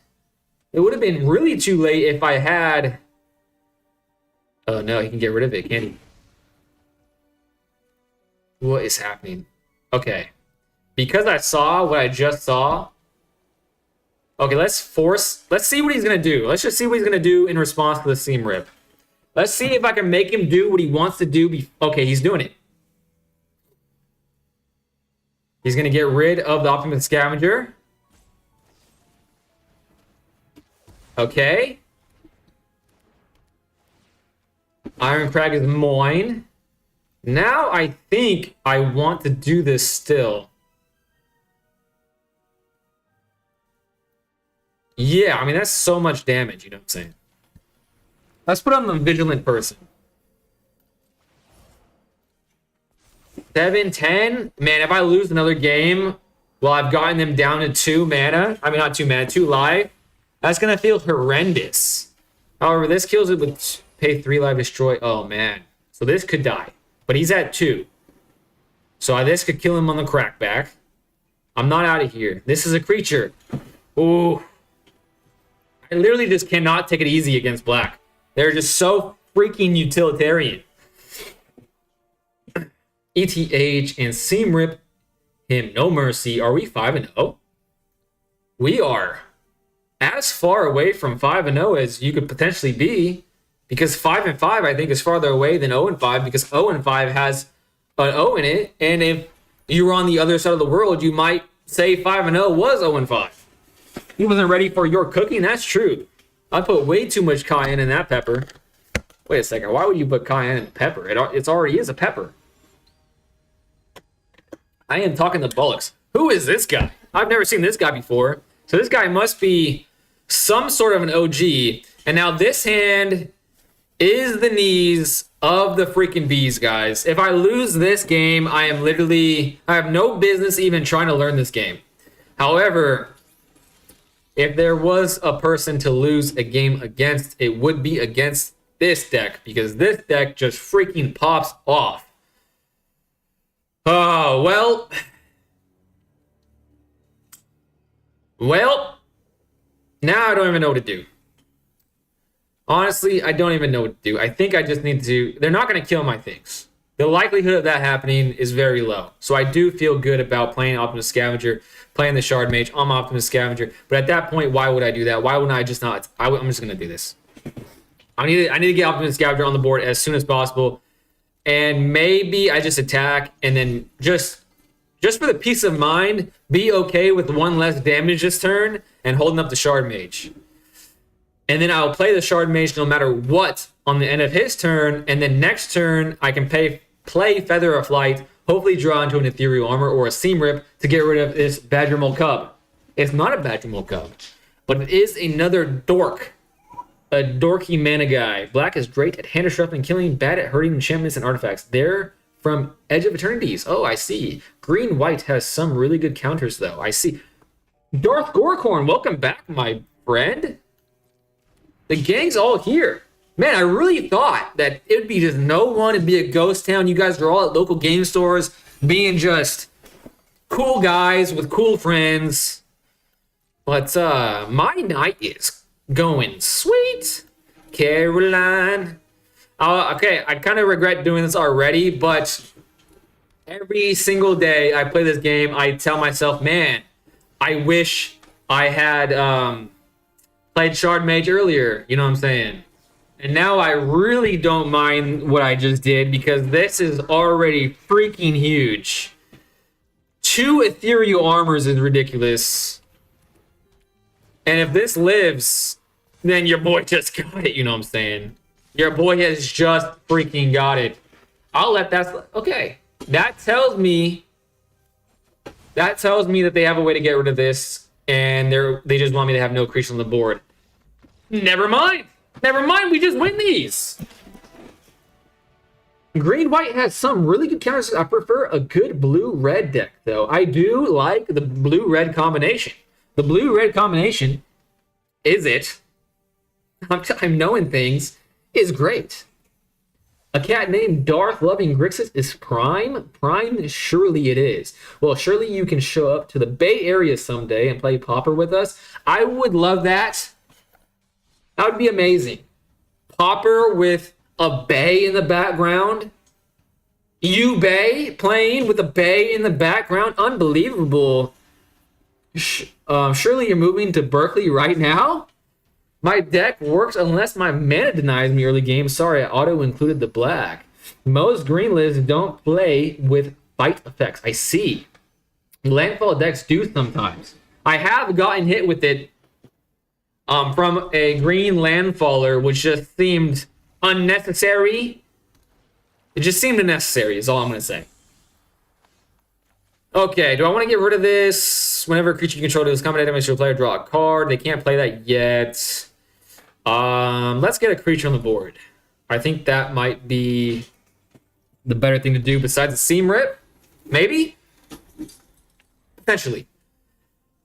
Getting a creature on the board early against blue, now blue-black, seems like the better thing. Seems like the better thing to do. Okay, I am literally drawing cracks right now. I'm going to get rid of their Cecile before Cecile gets redeemed. No redemption for you, you son of a gun. And it sucks that I'm a 3-1. It does suck about that. But we can't have our cake and eat it too. We have to drop that son of a gun on the floor. They can pay the ward, and they're looking at me like they have bad intentions in their heart. Okay, maybe not. Maybe they have a good, clean heart. Maybe they eat vegetables, and their arteries are crystal clear. Mine may be. Feather of Flight, that's pretty cool. Not gonna lie, that is a pretty cool thing to draw.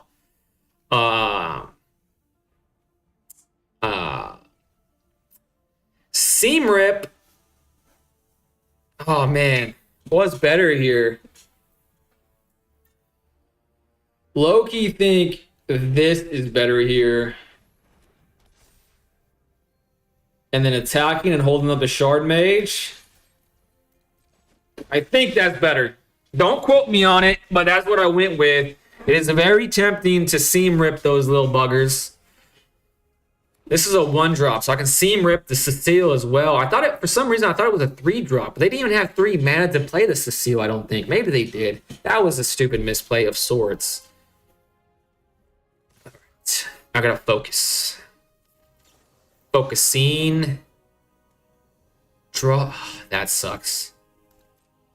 That sucks, but it's not a flyer. And they're at 15. Okay, let me do some maths. If I play Shard Mage, that'll be a 6/7. I could draw a card. No, wait. 7, 8, 9. Nope, that won't do it. Resolve. That won't do it. But they are tapped out. But maybe I give it a shot. Do I do it? I think I have to play aggressively there after all that stuff. Yeah, they've drawn too much. I think I have to just go for it. I do have lifelink, which kind of helps a bit. I think I do double seam rip here. Maybe I should have done Feather of Flight, but I don't think that would have made much of a difference because, like, if I drew a land, I didn't have protection anyways. So I guess I get rid of the Enduring Curiosity, or I might just do 9 damage to his face. Both of which are pleasing to me. Very pleasing to me. But he's going to draw at least 2 cards. He's thinking about it, man. He definitely has an answer to this. If you want evil play against someone using an elf deck split with blue, those people are evil. When I was getting into this game and buying precons like crazy, I really wanted to buy that elf precon, but alas, it's expensive. So I decided against it, which feels bad because it was really calling my name, that's for sure.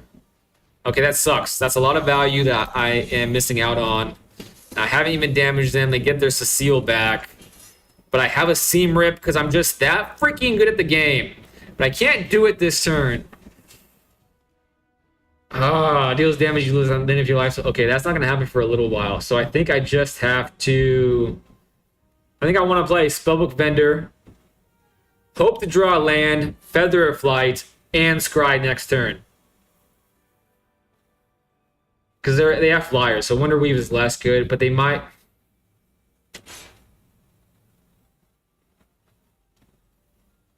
Yeah, I'm going to go for it. That was my initial instinct. I'm not sure if it's correct, and I'm getting spell snared. But now they're down to 5 cards, so this is seeming a little bit more manageable. Still on 2 lands is rough. Incredibly rough. Incredibly rough. Even 3 would be making a huge difference right now. Even 3 would make a huge difference. But of course, that is not going to happen to me. Spell snare. If I get spell snared, which I am going to get spell snared, pretty much GG. I'm not going to draw a creature because now I'm going to draw a land. Guarantee it. I guarantee Plains is next. Yeah, I don't even have to think about it. I know it's next. You playing 21? I'm playing 20 exactly. I'm playing 20 lands exactly. And what's crazy is that I've bumped it all the way up to 24, and I still get land screwed all the freaking time. All right. Well, I have many turns to go, so maybe it's not yet time to concede, even though it feels like it is, because they're at 10 life, you know what I mean? And it's countered. It's not countered. Maybe it's countered? It's countered. It's countered with italics. That's what just happened. It's countered with italics. 4, 5, 6, 7, 8, 9, 10, 11, 12. But they're at 8. They're at 8. I mean, anything's possible, but if I don't draw a creature there, I'm definitely conceding. And now that they drew that many cards, it is over. Yeah, I've been caught on 2 with 26 lands decks. Always feels bad. It feels horrendous. However, it'd be like that sometimes. I did just win 2 in a row, so you can't really expect to win 3 in a row. That's just getting greedy and selfish, you know what I mean? This is making me a more well-rounded person. That's what the game's trying to do. They're not trying to make me mad, but they wouldn't do that. Why are you thinking? Just discard cards. You have all the advantage in the world, you son of a gun. Have you tried Brawl yet? I have. However, it's just a pile of cards. However, I do win sometimes with that said pile of cards, which is cool. But it's not, I wouldn't consider it a deck. It's just a bunch of white cards that I had left over from opening packs over the last couple weeks. All right.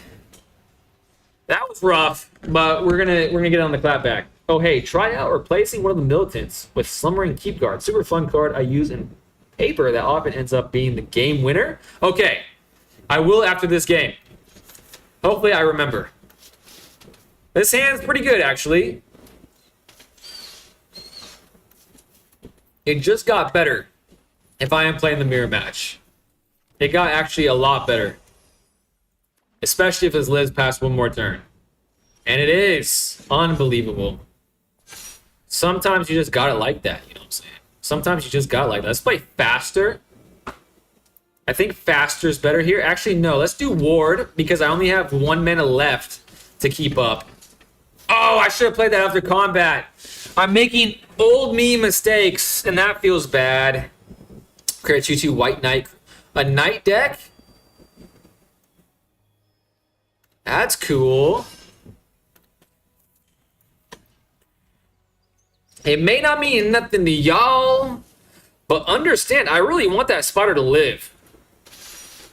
So screw you, Knight Boy. And again, I like this guy. I don't know what this guy's name is, but we could be friends. It's a common too. I already actually Butterhugger. It's funny. I have already crafted that. I have already crafted it. Let's do... He's tapped out, so let's do that.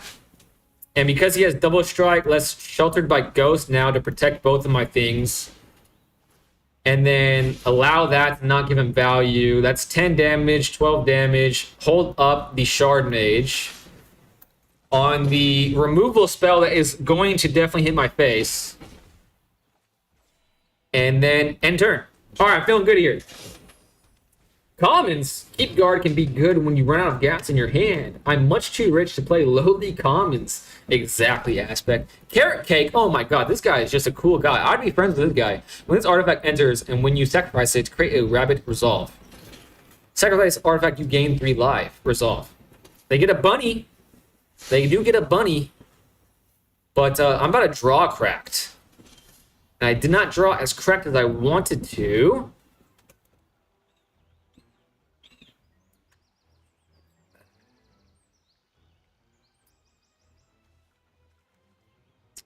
I should just attack. Deal 2 more damage. He gets another bunny, so he's not taking any damage. Good for him. Carrot Cake's a pretty cool card. Is this like a Rabbit Knight deck? This guy is a mad lad, but I'm not mad at him. He's at 11. All that work for naught. However, I still got Shard Mage, and I'm still going to have a double striker eventually. End turn. There we go. All right, I'm still feeling good. Got 2 things with ward on it. Exile all creatures.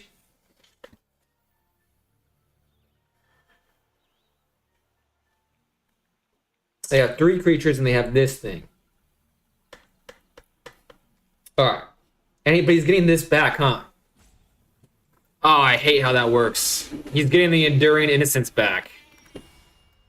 That is not what I wanted at all. But he's tapped out, so I guess we just build back. Maybe I should have not done both, but I did it. A forest and a demolition field. A Carrot Cake. Okay, I'm going to really hope to draw a Feather of Flight. A Feather of Flight would go mighty hard right now. He's getting some value off of that.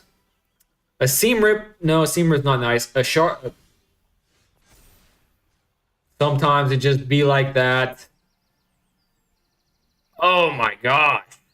Let's put it on, I guess, this. And then Put that on this. And then what would I not want to die more? Man, if I get freaking board wiped again while I freaking do this stuff, that wouldn't be swell.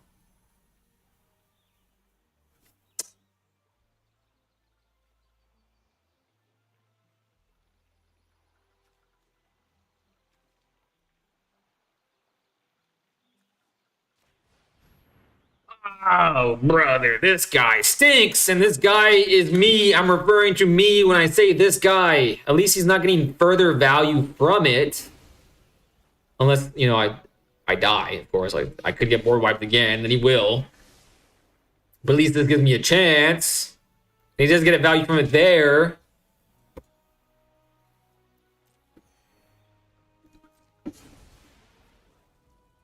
All right. Now he is not losing any damage. All attacks. So life is a precious resource to this guy. I wouldn't be surprised if he double blocks. I wouldn't be surprised if he double blocks. And that would make me more vulnerable to removal next turn. But I'm still going to try the Shard Mage Rescue. Literally about to rescue me probably if he does what I think he is going to do.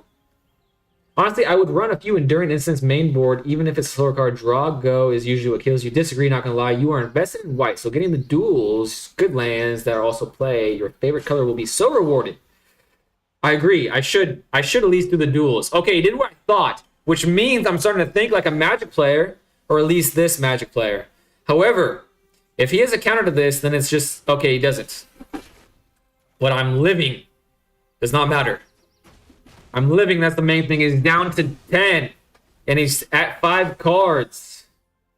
It's kind of pricey. You never want it if you're not playing mid-range or control. No, your spacecraft. I say if you really wish to, then maybe run a 1, 2 absolute max. Oh, no board wipe. There's no way I'm not getting board wiped. A seam rip on top. A double striker. And they're both flying. Let's put the double. Let's threaten game, I suppose. Let's. Man. Let's put it on this one. Let's theme rip one of the flyers. And then he is going to make a decision. Do I get rid of this or do I try to kill him? That won't be game. Okay, planeswalkers are tricky. I don't run into a lot of planeswalkers.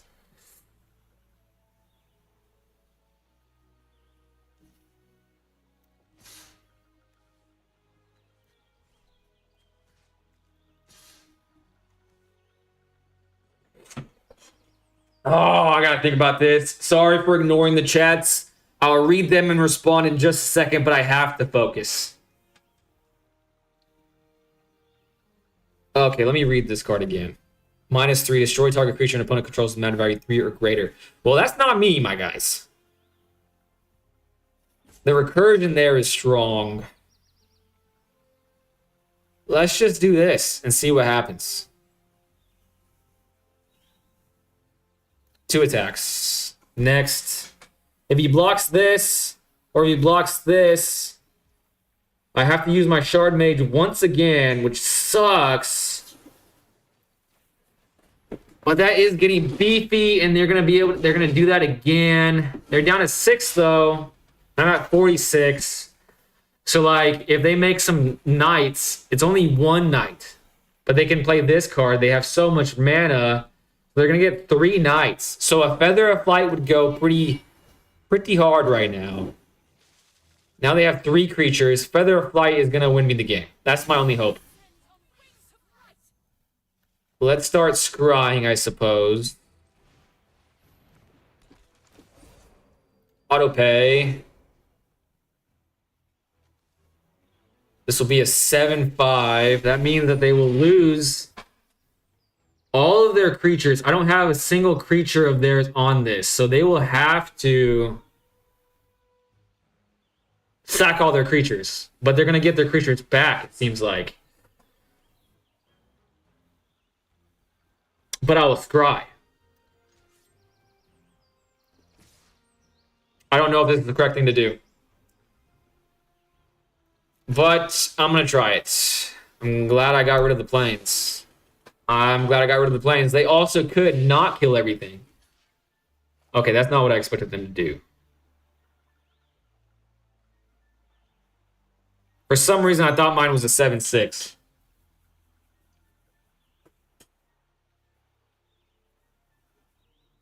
Damn, there goes a good creature is dead for my own foolishness. And they gain life, so now they're at 8, and they get a creature back. I didn't realize the creature was sucked up. I don't know why I didn't think that, but now, since I just cost myself probably this game, I'm gonna read the chats. I'd say if you really wish to, 2 absolutely max. Yeah, I'd only run 2 in the list. They outlived your onslaught. Control is going to outvalue now. Still, self-negativity is still negativity, you bay. Come on, Ian. I run out of hot glue. My life is so hot. If you're running Voice of Victory, you can guarantee card draw even with an empty hand. That is true. Might need to try it. I think even one of Elspeth might be good in the list, even though it's very slow. Elspeth, way too mana intensive. Okay. This is the life gainer. That's a huge problem. Huge problem. This game has definitely gone away from me. Definitely have gotten away from me. But I think I'm going to attack and scry. I'm going to just keep putting pressure on it. He's going to lose one of his tokens that he's just going to get back. I should just concede here, but I do have a lot of life. That means I have a lot of scries. That is just not going to get the job done. Unfortunately, I got to probably Feather Flight into an Ethereal Armor. Feather Fly into an Ethereal Armor. I feel like that's my only way. It doesn't seem like he has a lot of ways to create flyers. All right, that is the only way I can win this. But he is drawing at a huge clip now. So it's literally if I don't draw a Feather of Flight, I lose. What does this do? Okay, walls. Fine. Draw your freaking 4 cards. There's a chance. Oh no, it's getting countered. It's not getting countered. A planes. Okay. I'm at 42 life. There is still a chance. A very small, slim, annoying that I have to stay in this game chance. But there is a chance. Oh, they're all flyers because of Elspeth. I forgot about that. Damn. But they have to do that every single time. And they're so huge that, oh, frick, cancel attacks. No attacks. I can't attack. Now I have to hope for a Sheltered by Ghost to suck up the Elspeth. Okay. Feather of Flight again. Sheltered by Ghost. Elspeth. But at that time, I'm taking 4, 8, 11, 14, 15, 16 damage a turn. This clock is ticking very fast. Very fast. Is 2 if you can get it down on a flood against a normally poor matchup, it's much harder for a problem deck to remove and gives good value. Sure, but how many games will it be another dead draw? Apparently it doubles your Weavers too if you're playing that late, but I wouldn't weigh that as an advantage. Hope you tried an ELD deck in Brawl. People quit early a lot. It's easy EXP. ELD deck? I'm not sure what that is, so I definitely have not tried it. Okay, I'm taking a lot of damage here. This is my last draw, methinks. Elf deck in Brawl. People quit early a lot, so it's easy XP. I have not tried an elf deck. I don't have any elves. And when I looked last time, people were telling me that they give you free Brawl decks, but I didn't get any. I didn't get any free Brawl decks, so my only deck is just a pile of white cards. That sucks. I could have Sheltered by Ghost there, but even then I would have died on the crackback, so I was a bit too slow there, unfortunately. It might be dead draw sometimes, but imagine how good it would feel to windmill slam it against an unsuspecting. It would feel 100% good, but it would feel bad the rest of the time. They lasted past turn 5 and got their engines online for sure. It wasn't looking good, but I wanted to give it a shot because That's a fatal flaw, I suppose. Are you winning today? I'm about 50%. I'm about 50%. In fact, I'm exactly 50% because I'm exactly where I started, which sucks. I don't know if 50... Is 50% considered okay? Is it bad? I don't even know, because when I was looking at the meta, even like the top tier decks were boasting a max 57% win rate according to the internet. Now this hand is so tempting, but I just can't do it. Thank goodness I didn't do it, because this hand is freaking good. This hand's freaking good. I have to put back Feather Flight, unfortunately, because 3 creatures is definitely better than 2 creatures. A blue-green. Interesting. A Land of War Elves? I can seam rip that. And I drew it. All right. MTGA is saying, sorry for your last game. That's what they're saying to me right now. And I appreciate the apology. I appreciate it.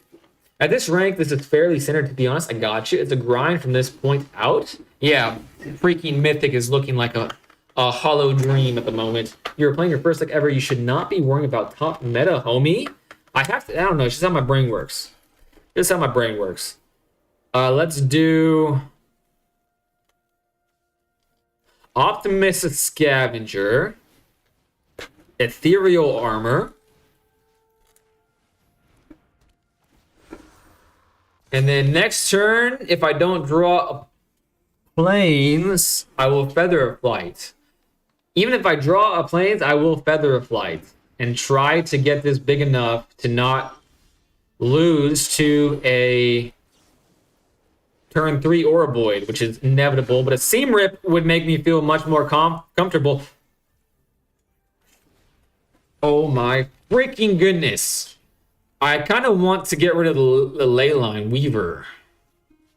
However, if I get rid of the Badgermole Cub and I attack, they might decide to get rid of that for me. You know what I'm saying? So I think that was the right decision. Plus, the Badgermole Cub is obviously the bigger problem. But, you know, it's reaching, and the flying is giving me a chance to win this game. And now they have a flyer, so it doesn't even matter. Did they warp that? No, they didn't warp that. So that is just a flyer, but it's a 4/6. And I eat those up for breakfast, lunch, and dinner. You suck at the game. I'm better than you. This isn't tap for mana, but they...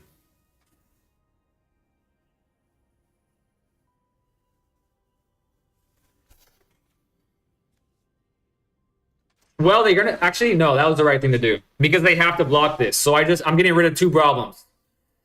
I'm getting rid of 2 problems by doing it this way. Again, I'm playing pretty good right now. However, I will say that these choices that I'm making aren't very... They're like, you guys would be like, that's obvious. You don't even think about that. You just have to show and go. Another Badgermole Cub. Ominous to say the least, but no Reacher. No Reacher, so we should just lose. Should just lose. A Leyline Weaver might come out. Maybe. A flyer. That sucks. All right. A flying Badgermole Cub. Okay. This is getting away from me. But,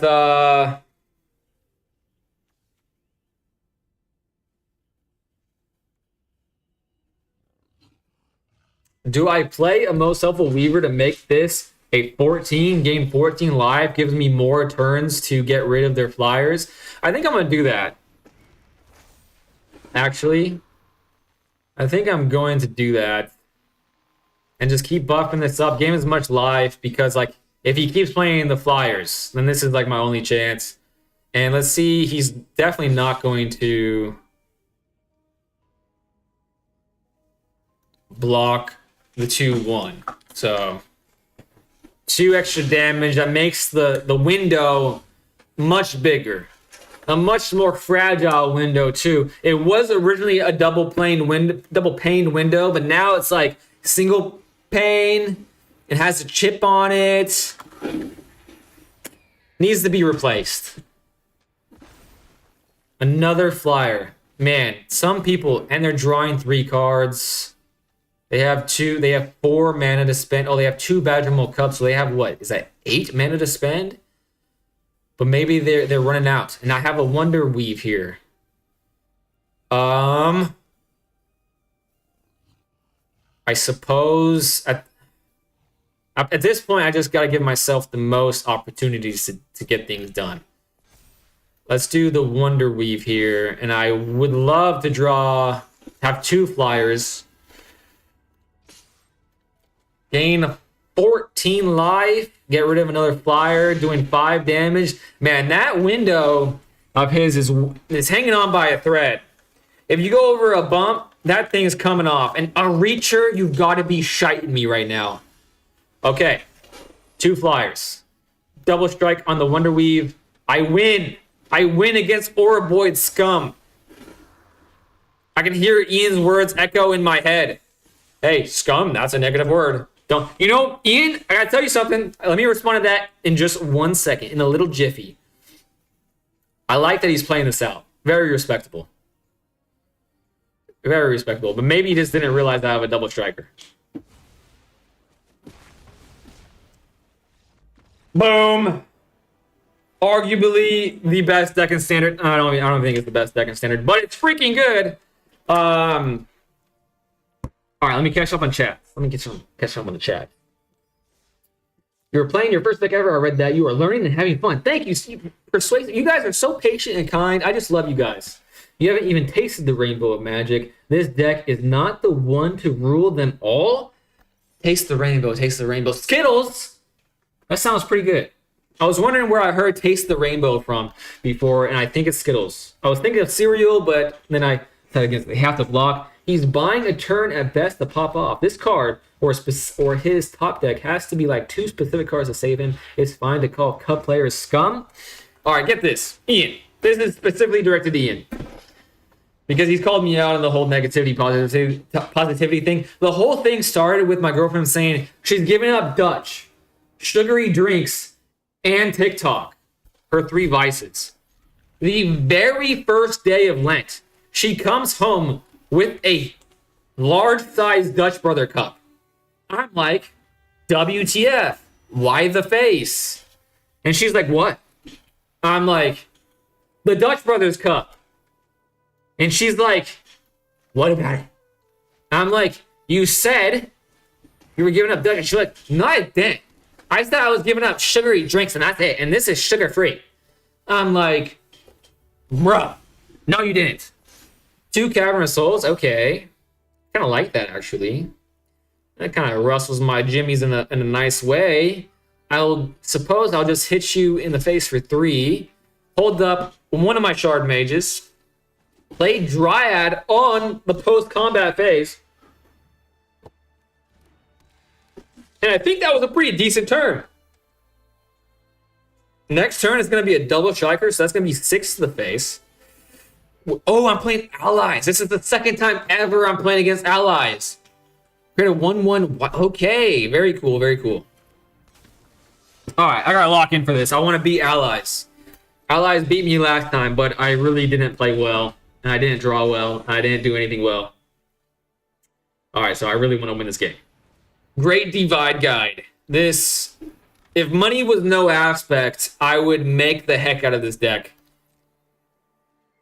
I would love to make this deck. They are add 1 mana of any color. Now, I'm pretty sure they only care about playing their own things and not so much my things.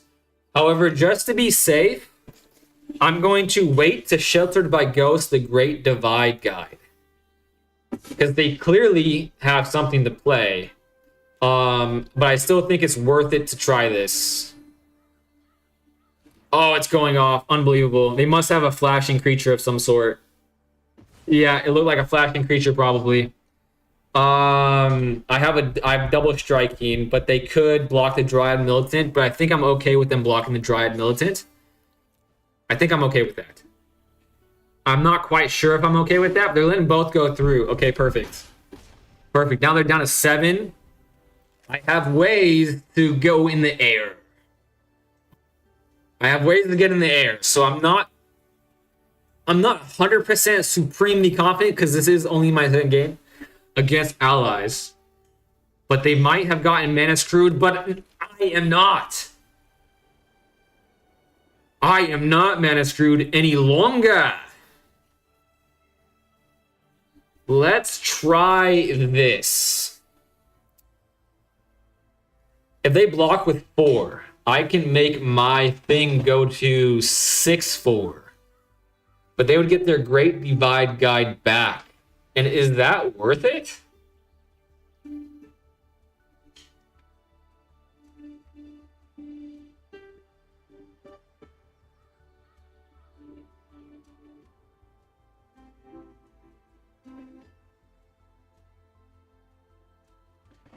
I don't know if that's worth it. Because they would get their Great Divide Guide back. So it'd be like a 3.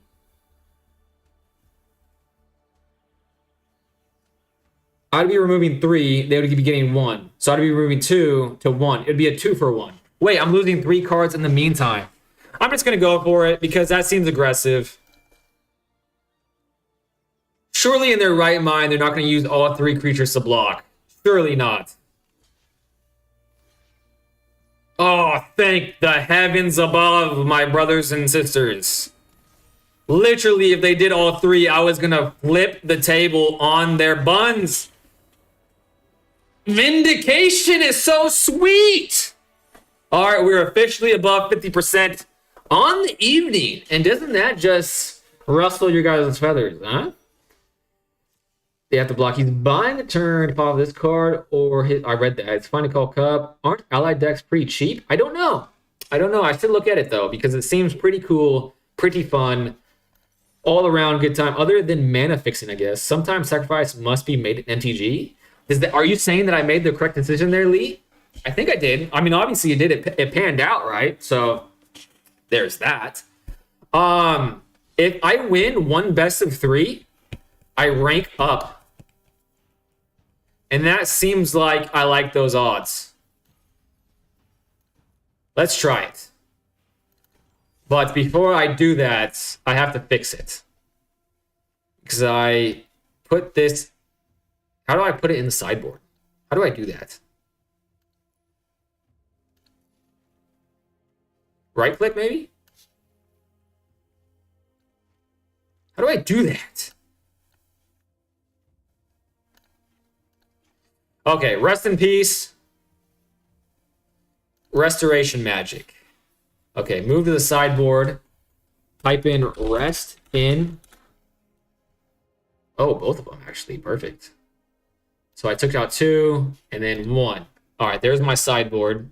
Go back to my deck. What did I take out? Spellbook Vendor. So oh, shite. I'll add back the Spellbook Vendor. I wasn't typing. That's embarrassing. Okay, I'm just going to play the same exact way as I play best of 1 and see what happens. Certainly, I don't regret this. Sometimes sacrifice. Has anyone found how to silence Sparky? Pater, Materia, 78. Thank you so much for being here.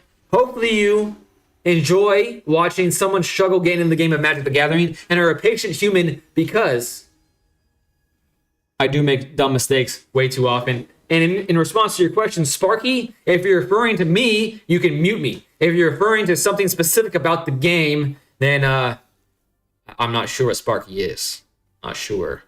Okay, I instantaneously regret going to best of 3. Literally couldn't regret it more if I tried to. However, this is so tempting to play this hand. So freaking tempting. Do I make the mistake?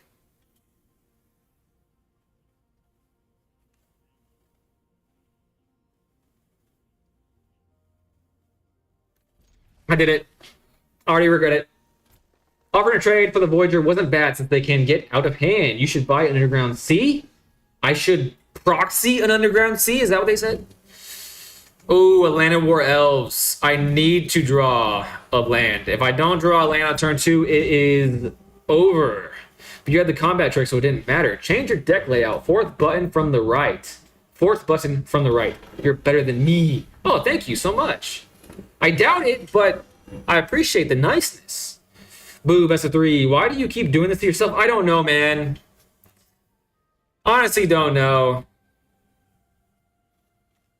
It's so stupid. I shouldn't have done this. The reason why I did it this time is because I was like, well, best of 3 doesn't have that hand smoothing thing. So I was like, if I mulligan, I'm probably going to mulligan down to 2. Because that has happened more than one time. I think this is reasonable. The talking light thing says the same thing every time. The talking light thing. Yeah, I don't know how to get rid of that. I think what Ian said, it just goes away after a while. Because I don't think I did anything to get rid of it. And it hasn't come back, basically is what I'm trying to say. Okay, at least I'm getting rid of the Badgermo Cub. They still have the Llanowar Elves, so they're definitely winning this. But you're definitely telling me there's a chance here. They're down to 17. I'm down to 15. If I draw a Plains next turn, I can Feather of Flight. And that really, really opens up the chances for me. But I do remember that too, the whole Sparky thing saying the same thing each and every time. No blocks, I have to take all these damages. However, oh my god. I did it to myself. Okay, now I'm gonna have to start blocking and hoping for the moment I draw a second Plains. Now they're down to 14, I'm down to 9. Bristly Bill will be activatable pretty soon. Llanowar Elves, not activatable yet. So I'm just gonna block maybe the 3, 4 now. 5, 6. Maybe I take one more instance of it. Maybe. Oh, I can kill the Bristly Bill. Oh, that was great. And I have another blocker. Okay. I have blockers. So I just need to draw 1 Plains. 1 Plains. And I will be able to Feather of Flight. Make that a 4, 5, 6. A 6 in the air. I can attack with all 3 things. That will be 9 damage. Don't know what the hell that is, but it looks scary. They can attack. It doesn't have haste. So I'm going to have to chump block this. Definitely not taking 4 when I'm at 5. Oh my gosh. However, they have 1, 2, 3. Okay, this is just not good enough. On one turn too late. I literally just can't attack. I have to hold this stuff up for next turn. They'll definitely have a landfall, so my thing will die, but I can chump block this. And I can Feather of Flight again. Okay. No attacks gives me the only chance of winning this game. 1 chance. If you sit through the tutorials, it gives it... Okay, I see. MTGA is made. Questionably, though. So sometimes it doesn't work. Turtle, I gain strength at 10 lands. Gotcha. Okay. 2, 5. Okay. Chump blocking. Damn.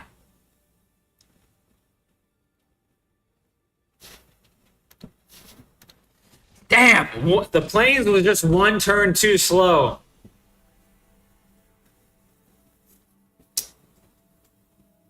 And my game, speaking of MTGA being built kind of questionably, my game's bugging. Very on cue. I think I remove 2, add 2. Maybe do this as well. And I think that's it. Maybe that. I'm gonna try this.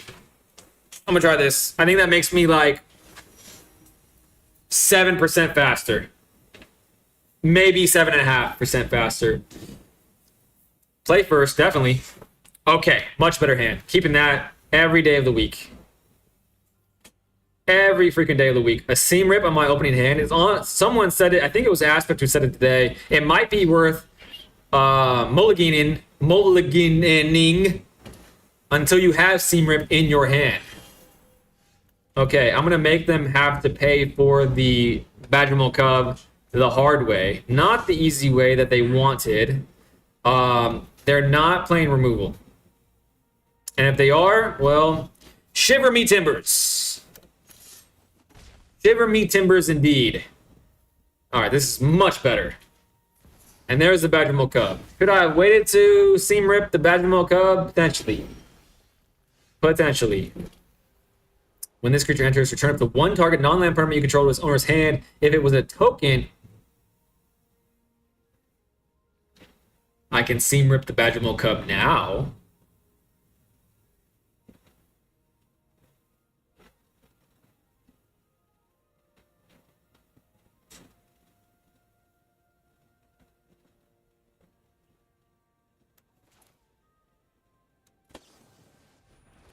That's what I plan to do all along, honestly.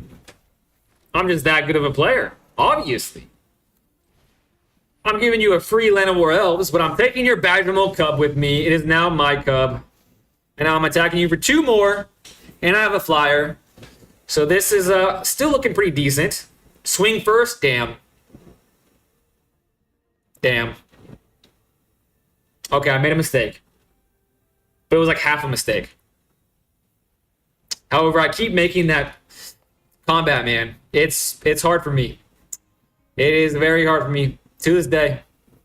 I keep making that mistake. Oh, wow. They had an answer, but they did have to pay mana for it.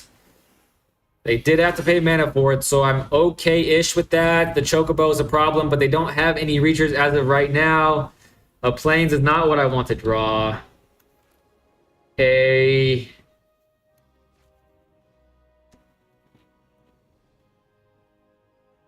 Probably have to put the Shard Mage. Oh, wait a second. But it's not flying. Is this instant speed? Let's see if that's instant speed. I don't know if it's worth it. Okay, it will be worth it if they block. They're not blocking, but it's 4 minutes, all my mana. I think I don't. Yeah, I think I don't. And I think I do this now. And then at the end of their turn, I will Shard Mage the Wonder Weave. I'll have 5 in the air every turn. And then I pretty much have more than that because of this effect. And because it's first strike, they're not going to sacrifice their creatures. But if their Chocobo is their main strategy and not Oroboid, they didn't play Oroboid last turn, did they? I think it was just Chocobo that I was scared of the entire time. Badgermole and Chocobo, I think that's what I was scared of the entire time. Oh, they have this. You may play. Oh my goodness, they have everything. Again, I was too slow. All right, that teaches me no more best of 3, no more 1 land jank ass hands that I have nothing to do. Can't do anything with that. I knew better to freaking take that land, but you know it's not over yet. It's not over yet. They did Oroboid. Let's see if they draw it. They probably did. They have everything. They're just really good Magic the Gathering players. Bossing, say. And there's Oroboid. Okay, I have lost this game. Pass. But they're at 13. How much damage can I do? 5, 6, 7, 8, 9, 10, 11. I could draw an Ethereal Armor, though. Okay, I could win. Potentially. Potentially.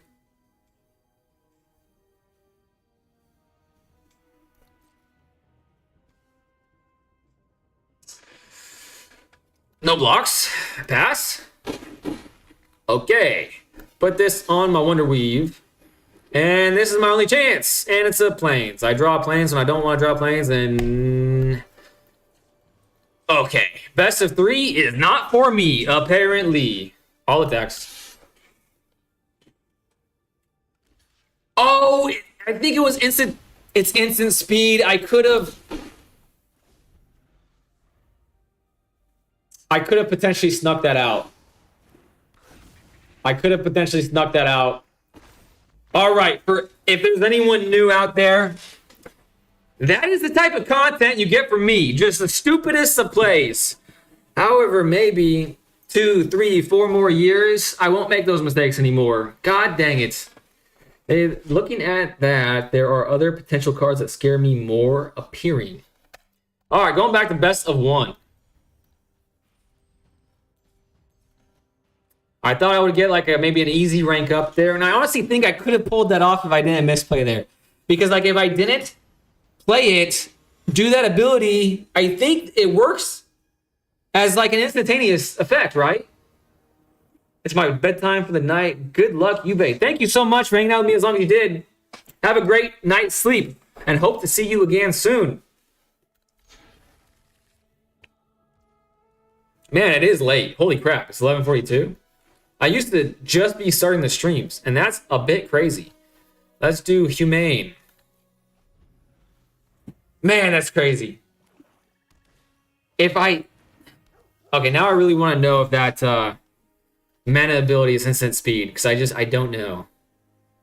I think this is more worthwhile playing than an early seam rip. Dagnabbit. I could probably ask Google whether or not it's instant speed, but I'm pretty sure it was, and they could have made a mistake there. Whenever another creature you control with power 2 or less enters surveil 1. Okay, I should have seen RipNet. They're getting a lot of information, a lot of things in the graveyard potentially. For Brawl, the 60-card version is a lot friendlier. I see. I could potentially make a pretty okay deck with the cards that I have in Brawl.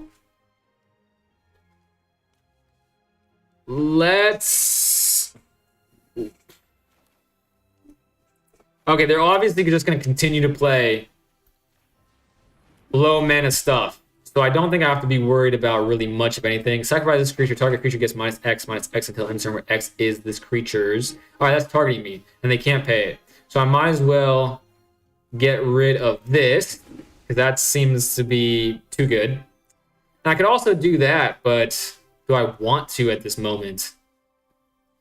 That's a good question. If you descend this turn, put a +1/+1 counter. Okay.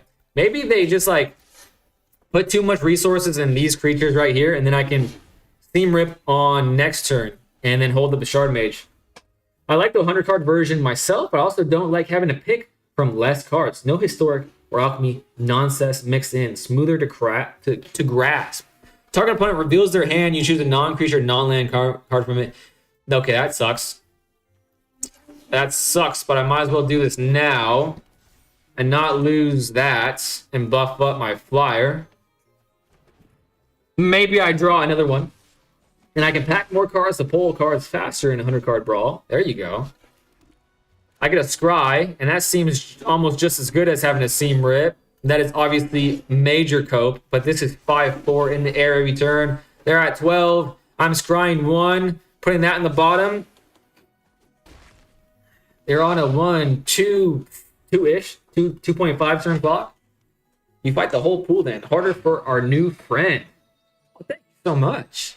Yeah, my 100-card brawl deck, I wouldn't take that to ladder. I only play against viewers with that 100-card brawl deck. And honestly, even though it's just a pile of cards, it does okay enough to make it competitive for the first few turns. And if they play lower powered decks, then I've snuck out a couple wins, believe it or not, which feels great. All right, they got mana screwed-ish, but they have 3 now, so it's not that bad for them. And they get this back. I'm at 21 of planes. Oh, that's a good draw, actually. That helps me a bit. Okay, let's just attack. Oh, beautiful. That guarantees my win, I think. Okay, I think I'm more likely to get hand ripped than creature removed. And they still can't pay the ward 2/2 here. They may have drawn. No, they still won't be able to pay it. Okay, I'm good. Oh, especially if I pay that, I win. I win these. This is going to be a 6. This is going to be... Or I could do this. Okay. I can see... Okay, I don't know. This can't block, so I just have to Seam Rip this. Oh, they have another one. Okay, it's not that easy. It never is.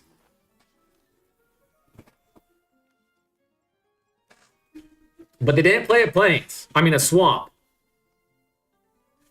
Wait a second. Nope, no blocks. 2, 4, 6. I can take that.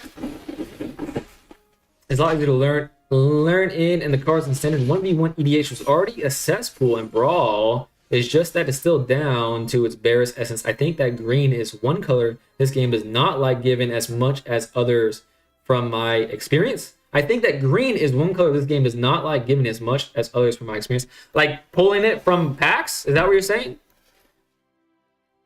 I think spreading the love there is the right call. Oh, I just win. He tapped out. Oh, sick. Sick.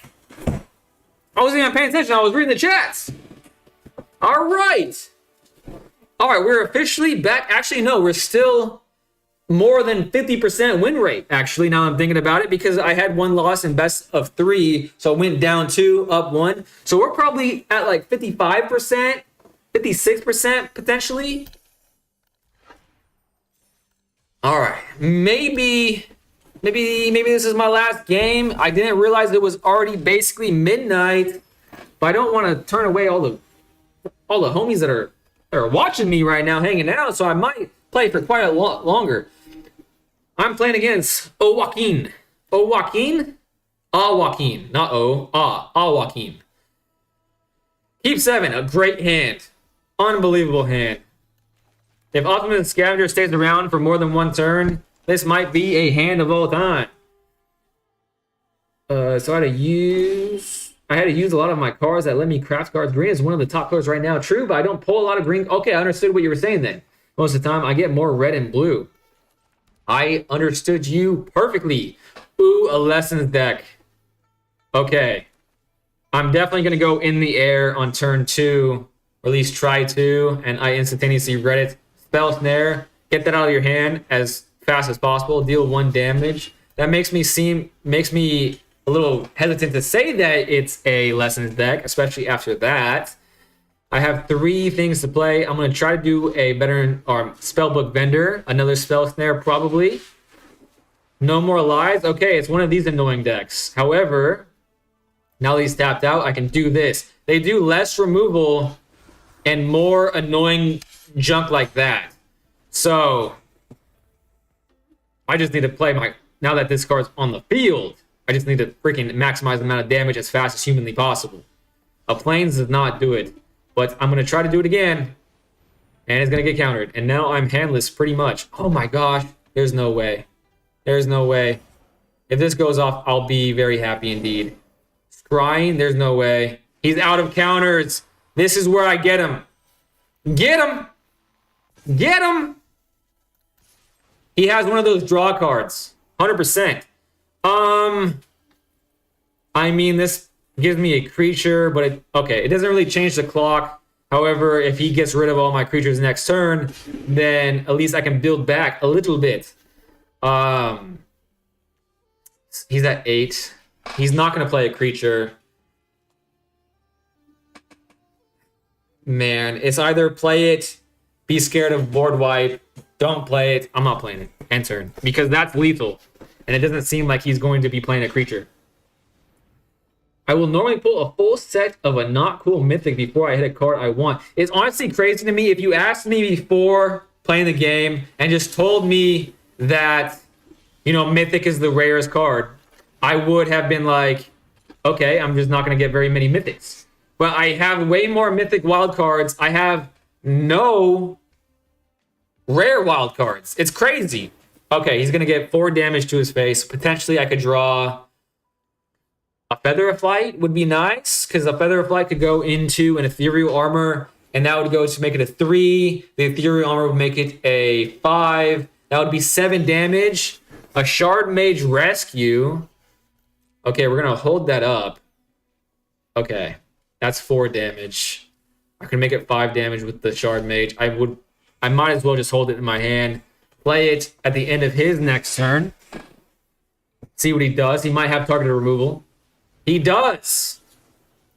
There we go. Keeping my creature, and he's doing more damage. I swear if I lose this freaking game to...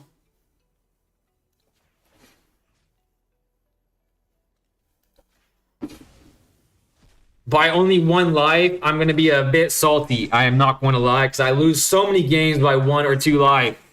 Having something so close and so attainable. Rarity isn't as much of a concept in MTGA, since there's no secondary market in a shift. Oh my gosh! My win rate against that deck is so low. I'm not going to answer that because I had fun winning, obviously, but I don't want to say I had fun and then play that deck more because that deck is very annoying to play against. That's a good one. I see. Make a statement. Tell him that there are many lies. Way too many lies. All right, let's see. 2 more games I can rank up. And I think ranking up in Diamond for a newbie like myself, that feels like an achievement. You know what I'm saying? So let's try to make it happen. Let's go on a bit of a streak here. 3 in a row. Right.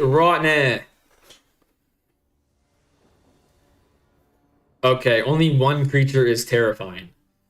However, if I'm playing against green, the Seam Rip would go mighty hard. The fact that I'm not playing first is not a good sign for me. Let's look at these sleeves. I don't know what card this is, but it looks like Orgoth the Relentless. And Orgoth the Relentless is a very good, cool Yu-Gi-Oh card. Oh, I'm going first. That changes things a bit. That makes me feel like I can play Wonder Weave and be a little less... Oh, and it's a blue and it's a white black, and I have 2 Wonder Weaves. This game's going my way. I'm winning these. I'm definitely winning these. Oh, I hope I don't not win these things. A most helpful Weaver. However, he's playing black. He should be ashamed of his damn self. Let's do Optimist and Scavenger. Let's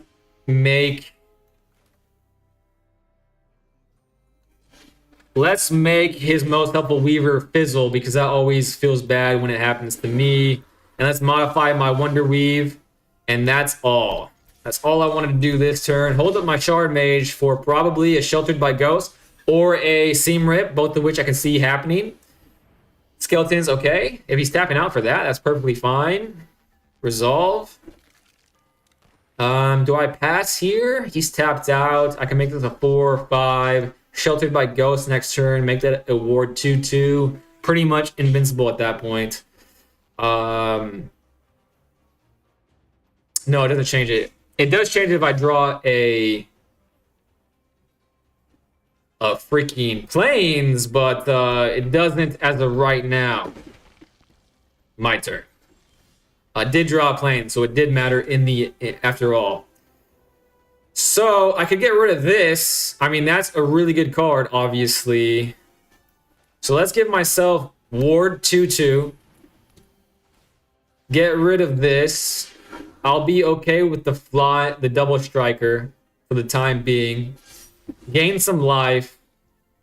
And I'm gonna hold the Shard Mage and keep the Wonder Weave in my hand, even though I don't really want to do that. I kind of want to play the Shard Mage, but because this has so much value tied to it, I mean, Nowhere to Run is the only card that I'm fearful of. However, yeah, end turn. I'm gonna hold this up. I'm gonna hold that up. Resolve. Skillamans. I'm not familiar with this variation, but it's still one of my favorite aggro decks. Ooh, I see. A Seam Rip. Okay, good thing I held this up. Resolve. Let's see what it targets. It's going to target probably my Optimist Scavenger. Oh, oh, shite. He's doing the freaking... Ah, that's good. I forget that that's possible. And my Shard Mage is useless in that scenario. So he gets that back, and it doesn't become stronger. At least there's that. But he's at 9. I have something in the air, and those are stronger again. So he's going to do a lot of damage to me here. 4, 8. Oh my gosh, that's a lot of damage. Pass. Pass. Nothing I can do about that, unfortunately. But I'm alive. And nope, I'm going to hold up the Shard Mage. If Haywood Life, do you return this Shaman? Okay. So he's going to get a lot of skeletons on the board next turn, so I have to win this turn. And he's not doing it. Okay, that changes things a little bit. This will make it 5, 6, 7. He's tapped out. Oh no, it's just not good enough. Oh, it's not good enough. 7, 6, 7, 8. Damn, man.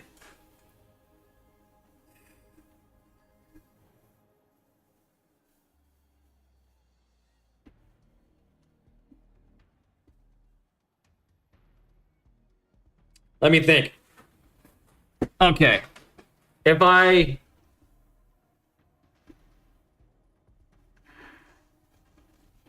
should have held with the Shard Mage. I should have attacked. I should have... Okay. I have an idea. I can kill 2 angels there. And since he's tapped out, I'm just going to play this now. I'm just going to attack with one thing. Does anything gain him life? No, he can pay life. So he'll go down to 4. So I'll have game in the air, and I can block these 3 things. I'm at 6. I don't know. I screwed that up, I think. But there's still a chance, and he's looking around. He has stuff to do. Sheltered by Ghost. He's... Oh, man. Okay, that's fine. A most helpful Weaver. Okay, that's fine. He can't attack with that. I'm still living. That's all I needed is to live, but he has a Reacher. I see.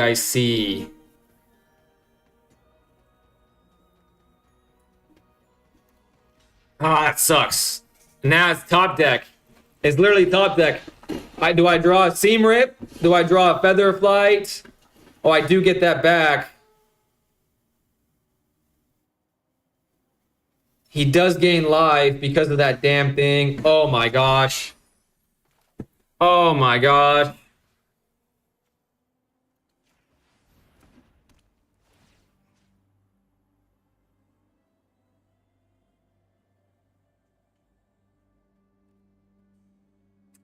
If I suck that up, that'll be a 7, 8. I won't be alive.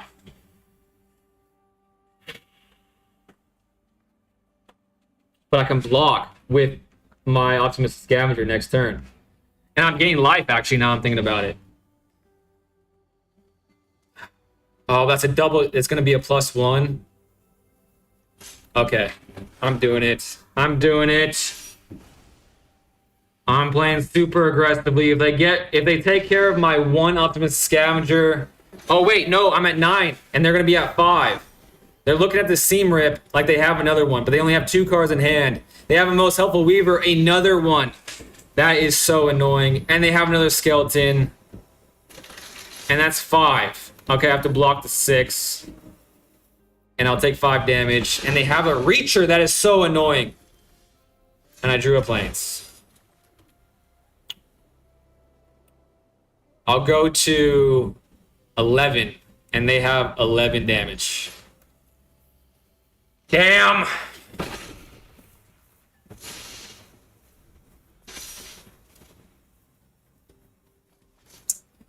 Damn! If he can drop 1 down next turn, you lose. Oh. What are the odds that he has that card in his freaking hand? Another Reacher. The odds of them. He had so many of them. Should have not attacked. Would it have mattered?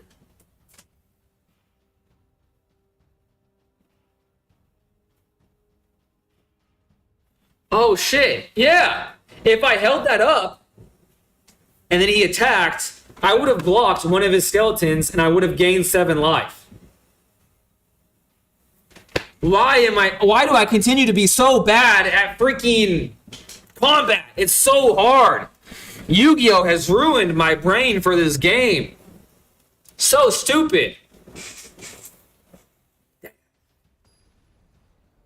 Eventually I'll get it though. Eventually I'll get it. I could have even probably blocked the spider if he attacked with it. Literally could have done that. It didn't matter. Both choices lost. I don't know. I don't know if both choices lost. Because I would have survived another turn. And I could potentially have blocked the spider. And even if I did lose, that's still a chance. Versus outright losing.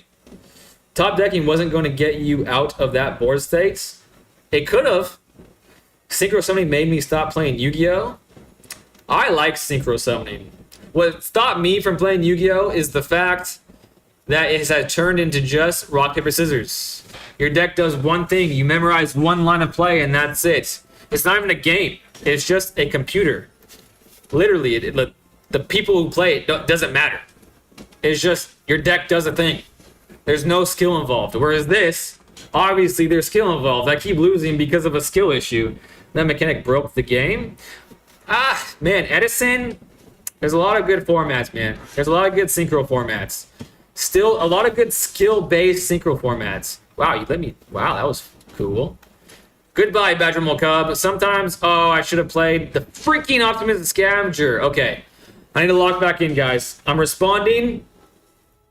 And my brain's going this way. And I missed playing. That could have been the reason I lost that game. I could have made that a 2-2. A Bristly Bill is kind of scary. But if that's all they're playing on turn 3, I definitely have thwarted their plans.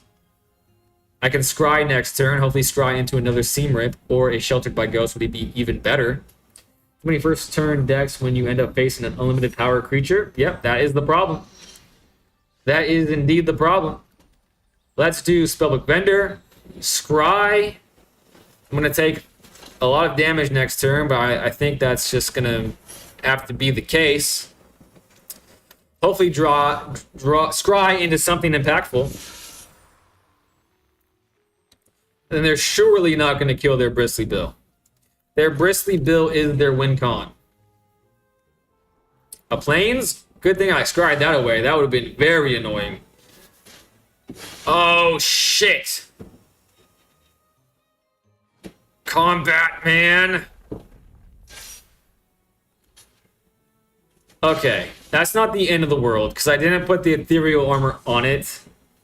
But again, if I had played that spell, if I played the Optimus Scavenger before I played that second Seam Rip, it would have lived. Well, at least it would have killed Bristly Bill, and maybe I would have played... Okay, it's getting to that point of the stream where my brain isn't braining, and I need to take that as a hint. So this might be my last game, but I did say that, what, 2 games ago? This game just keeps drawing me back in. I need to draw a Sheltered by Ghost here.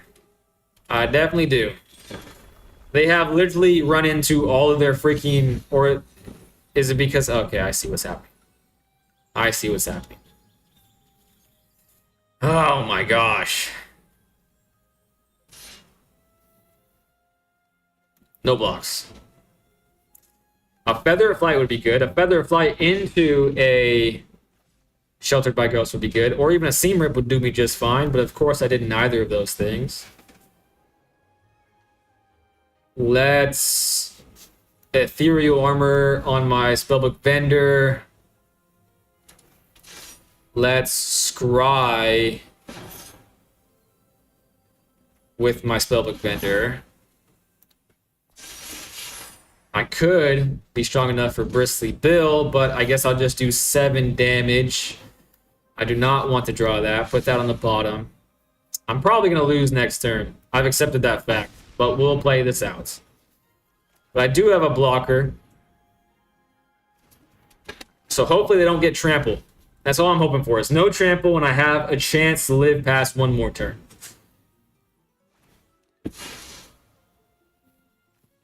But they can just play that again. That's going to be 8, 9, right? And they can... Okay, they can double this. 1, 2, 3, 4, 5. Ah, they can double it. Damn. Okay, so no trample. This will be 8 to my face. This will be 9. Okay. Potentially. Potential. There's potential. And surely they're going to do this. Can't imagine them not doing that in this situation. I think if I live here, there's plenty of top decks that allow me to win this, actually. Very surprisingly so. Especially these being both vigilant creatures. Okay, still hopeful, no tramplers. Badger Cub goes to the graveyard. If, this is instant ability too. I have to double block. That sucks. Literally. Wait a second. No, I don't have to double block. No, I don't. Because that would just go to 10. I'll live that. Okay. Almost made a mistake. Oh, I forgot. This goes up, doesn't it? So we go to... shit. All right. I deserve that loss. I forgot about the Fabled Passage. You got to go into full control to bluff it if you're going to hold mana anyhow. Ah, damn.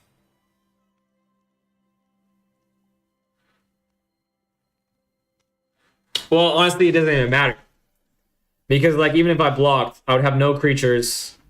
And I would, even if I drew a creature after that. So even if I did block, it wouldn't have changed anything.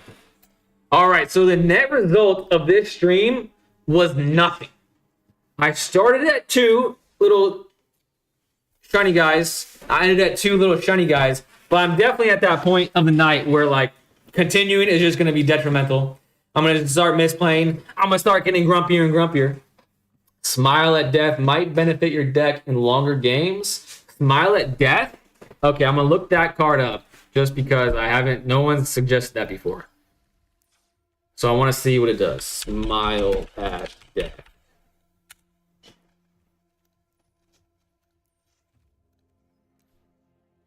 At the beginning of your upkeep, return up... Oh, it's Mythic up to 2 target creatures with power 2 or less. It's so expensive where when I'm at the point of the game where I'm at 5, if I haven't won, the likelihood of me winning that game is already so low. That's why I haven't added stuff like that. Because there's also this card called Raise the Past. That is very tempting.